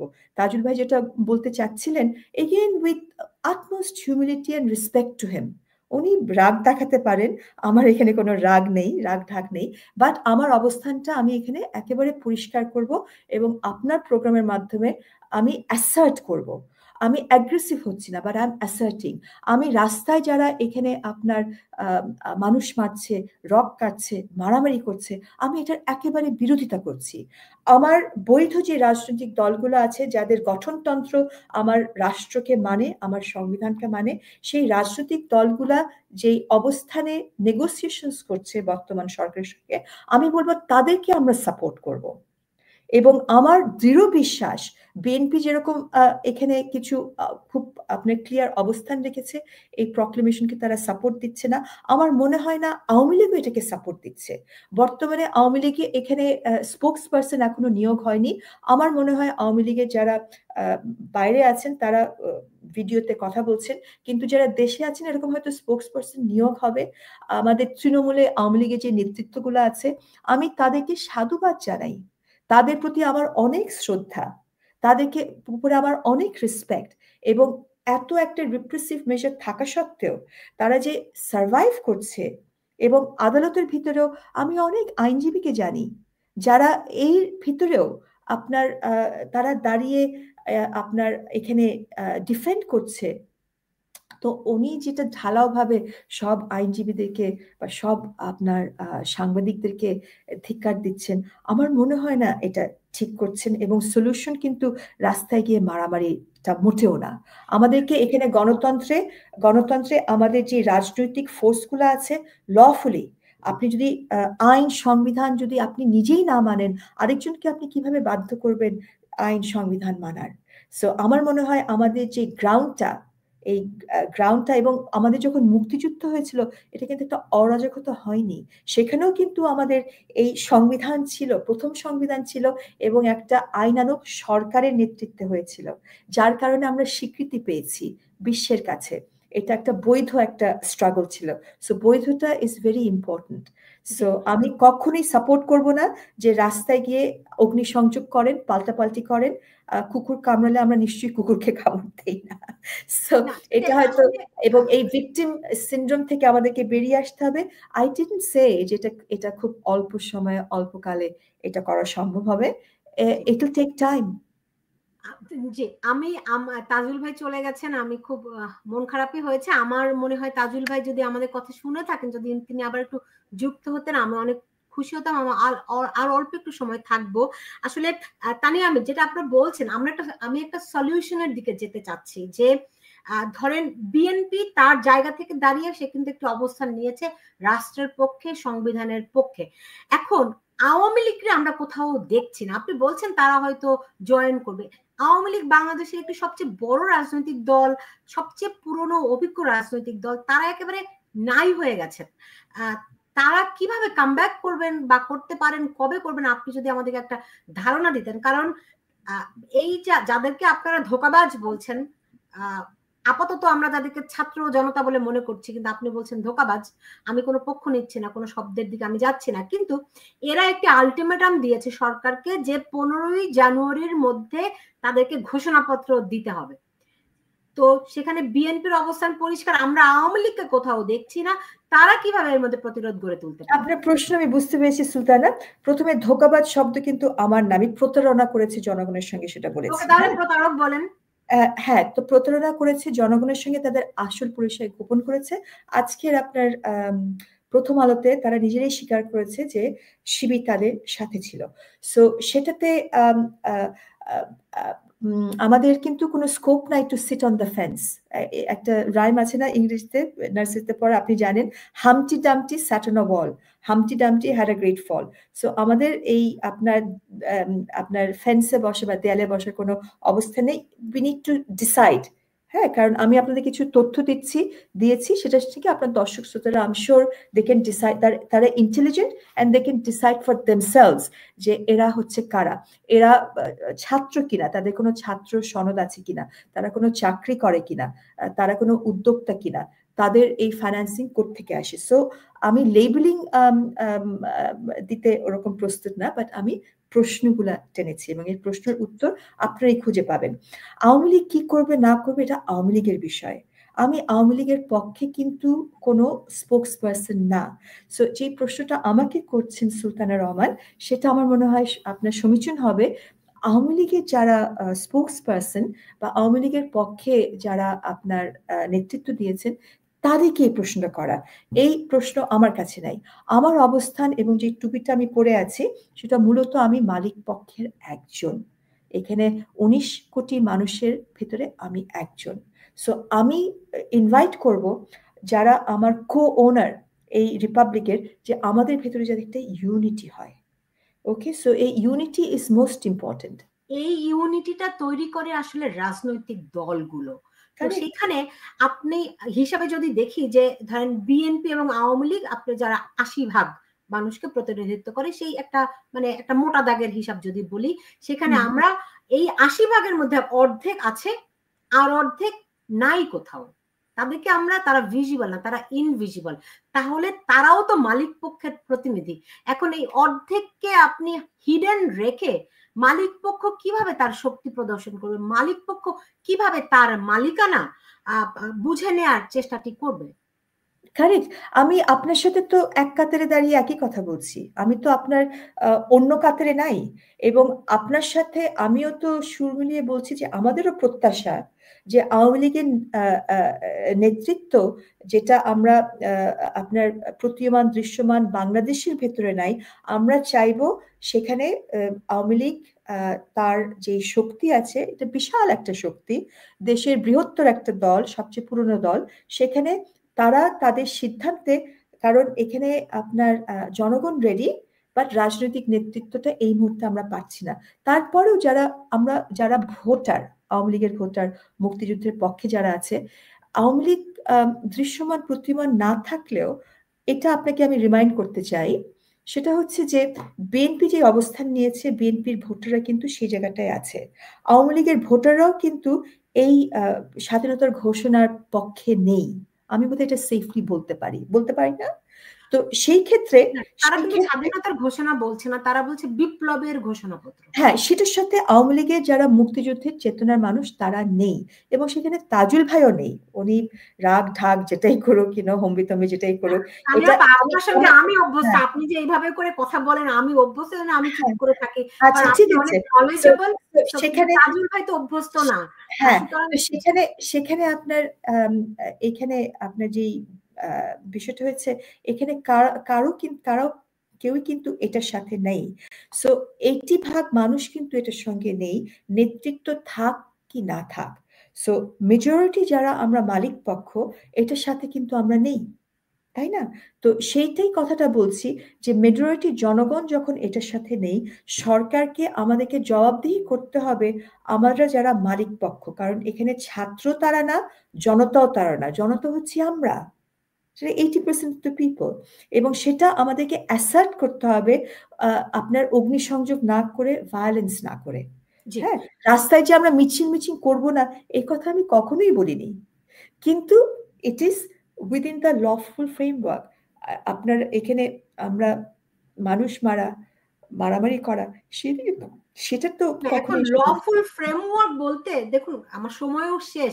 আপনাকে যখন কেউ আঘাত করবে তখন আপনি যদি কোর্টে যান বিচার চাইতে, পথই তো আপনাকে মেরে ফেলবে, আপনি তো আদালত পর্যন্ত পৌঁছতে পারবেন না। সো আপনি কিভাবে আপনাকে প্রথমে আমরা যখন সেলফ ডিফেন্সে ছিলাম, আমরা তো যুদ্ধ করেছি, কিন্তু সেটা একটা লফুল ফ্রেমওয়ার্কের ভিতরে ছিল। এই জিনিসটা বুঝতে হবে। আপনি অ্যাগ্রেশন করলেই কিন্তু সেটা হচ্ছে আপনার লফুল অ্যান্ড আনলফুল। যখন পুলিশ বা আর্মি অ্যাগ্রেশন করে, হ্যাঁ, এটা লফুল ফ্রেমওয়ার্কের ভিতরে আছে। Something is within the framework, something is not. So সেই জিনিসটি আমাদেরকে বুঝতে হবে। রাস্তায় মিছিল করবো না বা আমরা সেলফ ডিফেন্স করবো না, এই কথা তো বলিনি। পুলিশ যখন এখানে আক্রমণ হয়েছে, পুলিশ কিন্তু সেলফ ডিফেন্সে কি করতে হবে সেটা পুলিশ কিন্তু করেছে এই আন্দোলনের সময়। সেটা কিন্তু পুলিশের পিআরবিতেই লেখা আছে। কেউ হুকুম দেবে, হুকুমের অপেক্ষায় কিন্তু পুলিশ ছিল না, right? So they acted in self defence and there was use of force. একইভাবে আপনি সেলফ ডিফেন্সে ফোর্স ইউজ করতে তো পারেনি। তো সেই জায়গাটায় আপনি জিনিসটা অন্যদিকে নিয়ে যাবেন না, এটা আদালতে যাওয়ার বিষয় না। আমরা যখন মুক্তিযুদ্ধ করেছি সেখানেও কিন্তু আমাদের আমরা অ্যাগ্রেসর ছিলাম না, কিন্তু আমরা সেলফ ডিফেন্সে ছিলাম। And we won. গড়ে তোলা, এখন এই প্রতিরোধ গড়ে তুলতে হলে মানুষের ভিতর থেকে একটা নেতৃত্ব আসতে হয়, সেই জায়গাটা দিয়ে তো ঘাটতি। আমার তো মনে হয় সুলতানা, আপনি যে অবস্থানে আছেন সেখানেও কিন্তু এখানে কিছুটা আপনি নেতৃত্ব দিচ্ছেন। সেই জন্য আমি যে কথাগুলো আপনাকে বলেছি, আপনার উপর প্রত্যাশা আছে বলেই, দাবি আছে বলেই কথাগুলো বলছি, রাইট? বিকজ এখানে আপনি নেতৃত্ব দিচ্ছেন, ফিউচারে আরো নেতৃত্ব দেবেন আপনার এই প্রোগ্রামের মাধ্যমে। এই কথাগুলো যেগুলো বলছি এগুলো দাবির প্রেক্ষিত থেকে কথা, অন্য কোনো কিছু না। ওকে, তো হ্যাঁ, আপনাকে সেই জিনিসটা আসলে সচেতন হতে হবে, মানুষকে বুঝতে পারতে হবে আসলে কত গভীর খাদের মধ্যে বাংলাদেশ এবং এই দেশের মালিক যাদের আরেকটা এখানে কথা, আমরা তো ভুল করেছি প্রচুর, তাই না? সো এই ভুলের কিন্তু আমাদেরকে আত্মশুদ্ধিরও বিষয় আছে। এবং সুলতানা, আপনি যদি আমার থেকে, আমি একটা ম্যাজিক একটা ডাইরেকশন দিলাম, এটা সলিউশন হয়ে গেল, এটা প্রত্যাশা করাটা, যেটা তাজুল ভাই বলছিলেন সলিউশন দেন, রাইট? এটা কিন্তু সলিউশনটা হচ্ছে একটা প্রক্রিয়া। এটা একটা ম্যাজিক ইনকান্টেশন আমি বললাম, মুখের এতে একটা সলিউশন চলে আসলো, সেটা কোনো সলিউশন না। সলিউশনটা হবে হচ্ছে আমাদের একটা প্রক্রিয়ার ভিতর থেকে আমাদের আত্মশুদ্ধি করতে হবে, আমাদের আরো গণতন্ত্রের চর্চা করতে হবে। সলিউশন কোনটা না সেটা আমি বলতে পারি। তাজুল ভাই যেটা বলছেন, রাস্তায় গিয়ে তাদেরকে আপনার মারামারি করে প্রতিহত করা, এটা কোনো সলিউশন না, রাইট? এখানে একটা কেওস, একটা ফেল স্টেটের দিকে আমরা এগিয়ে যাচ্ছি। আমরা অলরেডি দেখেছি যে 400 পুলিশ স্টেশন পুড়িয়ে দেওয়া হয়েছে। হ্যাঁ, এটা কিন্তু রাষ্ট্রের একটা ইনফ্রাস্ট্রাকচার, কি ইনফ্রাস্ট্রাকচার। পুলিশ এখানে আপনার ল অ্যান্ড অর্ডার মেনটেন করছে। আজকে পুলিশ কেন ল অ্যান্ড অর্ডার মেনটেন করতে পারছে না? বিকজ পুলিশের উপর যে আক্রমণ হয়েছে, আর্মিকে চলে আসতে হচ্ছে পুলিশের কাজ করতে। কিন্তু ভিন দেশ থেকে, যেমন মিয়ানমার থেকে যদি অ্যাটাক হয়, আর্মি কয়টা দিক সামাল দেবে, রাইট? সো আমাদের এই রাষ্ট্র কাঠামো বুঝতে হবে। একটা জিনিসগুলা মারামারি এবং মারামারির প্রেক্ষিতে পাল্টা মারামারি করাটা অনেক সোজা, it is very easy to do. হ্যাঁ, আমি ইজি সলিউশনে বিশ্বাস করি না। আমাদেরকে এখানে প্রজ্ঞা থাকতে হবে, আমাদের আত্মশুদ্ধি করতে হবে, এবং আমাদের এই প্রক্রিয়াটা যে আগামীকালই সলিউশন আসবে, it is not that, it will take time. হ্যাঁ, কিন্তু এই ধারণা আছে যে এই এই এই এই মানে এই অবস্থা থেকে কতদিন অপেক্ষা করতে হবে, যে আপনি একটা প্রক্রিয়ার মধ্য দিয়ে যেতে হবে, যেটা একটা, আমি জানি না আপনি ধারণা দিতে পারবেন কিনা, তারপর জানতে চাই যে সুলতানা, আপনি নিজেই কিন্তু, আমি যেটা আপনাকে বলছি, দাবি নিয়ে আপনাকে কথাগুলো বলছি, আপনি নিজেই নেতৃত্ব দিচ্ছেন, রাইট? যখন আপনি নেতৃত্ব দেবেন, ডোন্ট লুক ফর আপনি কবের ভিতরে হয়ে যাবে। এটা মনে করেন একটা ছেলে মানুষের কথা, যে কালকের ভিতরেই আমার খেলনাটা লাগবে। হ্যাঁ, ঈদ আসছে, ঈদের আগেই আমার নতুন কাপড় লাগবে। সো হোয়াট যদি আমার ঈদের নতুন কাপড় না থাকে? সো হোয়াট আমার যদি খেলনাটা না পাই? আমি জীবনে কি একটা ঈদ আসে? সামনে তো দিন আসবে, রাইট? যেটা ইম্পর্টেন্ট, কতদিন এটা প্রাসঙ্গিক না, আমি আত্মশুদ্ধি কত তাড়াতাড়ি করতে পারছি, এবং সেটা আমাকে নিজেকে করতে হবে। হ্যাঁ, তো সেই কাজগুলা রাজনৈতিক দলগুলোকেও সেগুলো করতে হবে। এবং আমরা মালিক পক্ষ হিসাবে, আমি আবারও বলবো, এটা তাজুল ভাই যতই এটাকে মন খারাপ করুক, কিচ্ছু যায় আসে না। আমরা নিজেদেরকে ভিকটিম হিসাবে দেখবো না, আমরা ভিকটিমাইজড হতে পারি। আমি যখন কাজ করি, অবলা অসহায় মানুষের সাথে থাকি, কিন্তু তারা কিন্তু আমার সঙ্গে কাজ করতে হলে নিজেদেরকে কখনো অসহায় অবলা হিসেবে দেখে না, তারা জয়িতা এবং আমরা জিতে আসি। আপনি আপনি আপনি তাজুল ভাই, আমি বলি তাজুল ইমাম কিন্তু খুবই সাহসী একটা মানুষ। তিনি বরং বাংলাদেশে যদি সেই পরিস্থিতি হয়, যদি যুদ্ধের মতো I'm sure that he is. So ওটাকে আমি কিন্তু প্রশ্ন করি না সাহসী কি সাহসী না, বাট যে কথাটা বলছি আমরা নিজেদেরকে ভিকটিম হিসেবে দেখবো না, এই ভিকটিম আমাদেরকে বেরিয়ে আসতে হবে। আপনাকে অশেষ ধন্যবাদ। আপনাকে অনেক ধন্যবাদ ব্যারিস্টার তানিয়া আমির, এবং আমার সঙ্গে ছিলেন বীর মুক্তিযোদ্ধা তাজুল ইমাম, দুজনকেই অনেক ধন্যবাদ জানাচ্ছি এবং আপনাদেরকে আবারও নববর্ষের শুভেচ্ছা জানিয়ে বিদায় নিচ্ছি আমি। আপনারা ভালো থাকুন। দর্শক, এই ছিল আমাদের আজকের আয়োজনে। আগামী এই বছরটি, এরই মধ্যে বাংলাদেশে নতুন বছর শুরু হয়ে গেছে, পৃথিবীর অন্যান্য দেশেও শুরু হয়ে গেছে। আগামী 2025 সাল আমরা নতুন করে ঘুরে দাঁড়ানোর বছর হয় যেন বাংলাদেশের। বাংলাদেশ যেই 1971-এর যেই সশস্ত্র যুদ্ধের মধ্য দিয়ে একটি স্বাধীন বাংলাদেশ প্রতিষ্ঠিত করেছিল, যেখানে বাংলাদেশের মানুষের আশা আকাঙ্ক্ষা প্রতিফলিত হবে, এই স্বপ্ন নিয়ে যাত্রা শুরু করেছিল। বিভিন্ন সময়ে যা বাধাগ্রস্ত হয়েছে, কিন্তু আগামী এই 2025 সালটি হবে সেই স্বপ্ন পূরণের বছর, এবং বাংলাদেশ যেই প্রতিকূলতার মধ্য দিয়ে যাচ্ছে, এই প্রতিকূলতা কাটিয়ে আবারও হয়ে উঠবে সম্ভাবনার বাংলাদেশ, সেই প্রত্যাশা রেখে আজকে বিদায় নিচ্ছি। আপনারা সবাই happy new year to everyone. জি জি, তানিয়া আমির আপনি ছিলেন আমার সঙ্গে। জি জি, হ্যাপি নিউ ইয়ার আপনাকেও।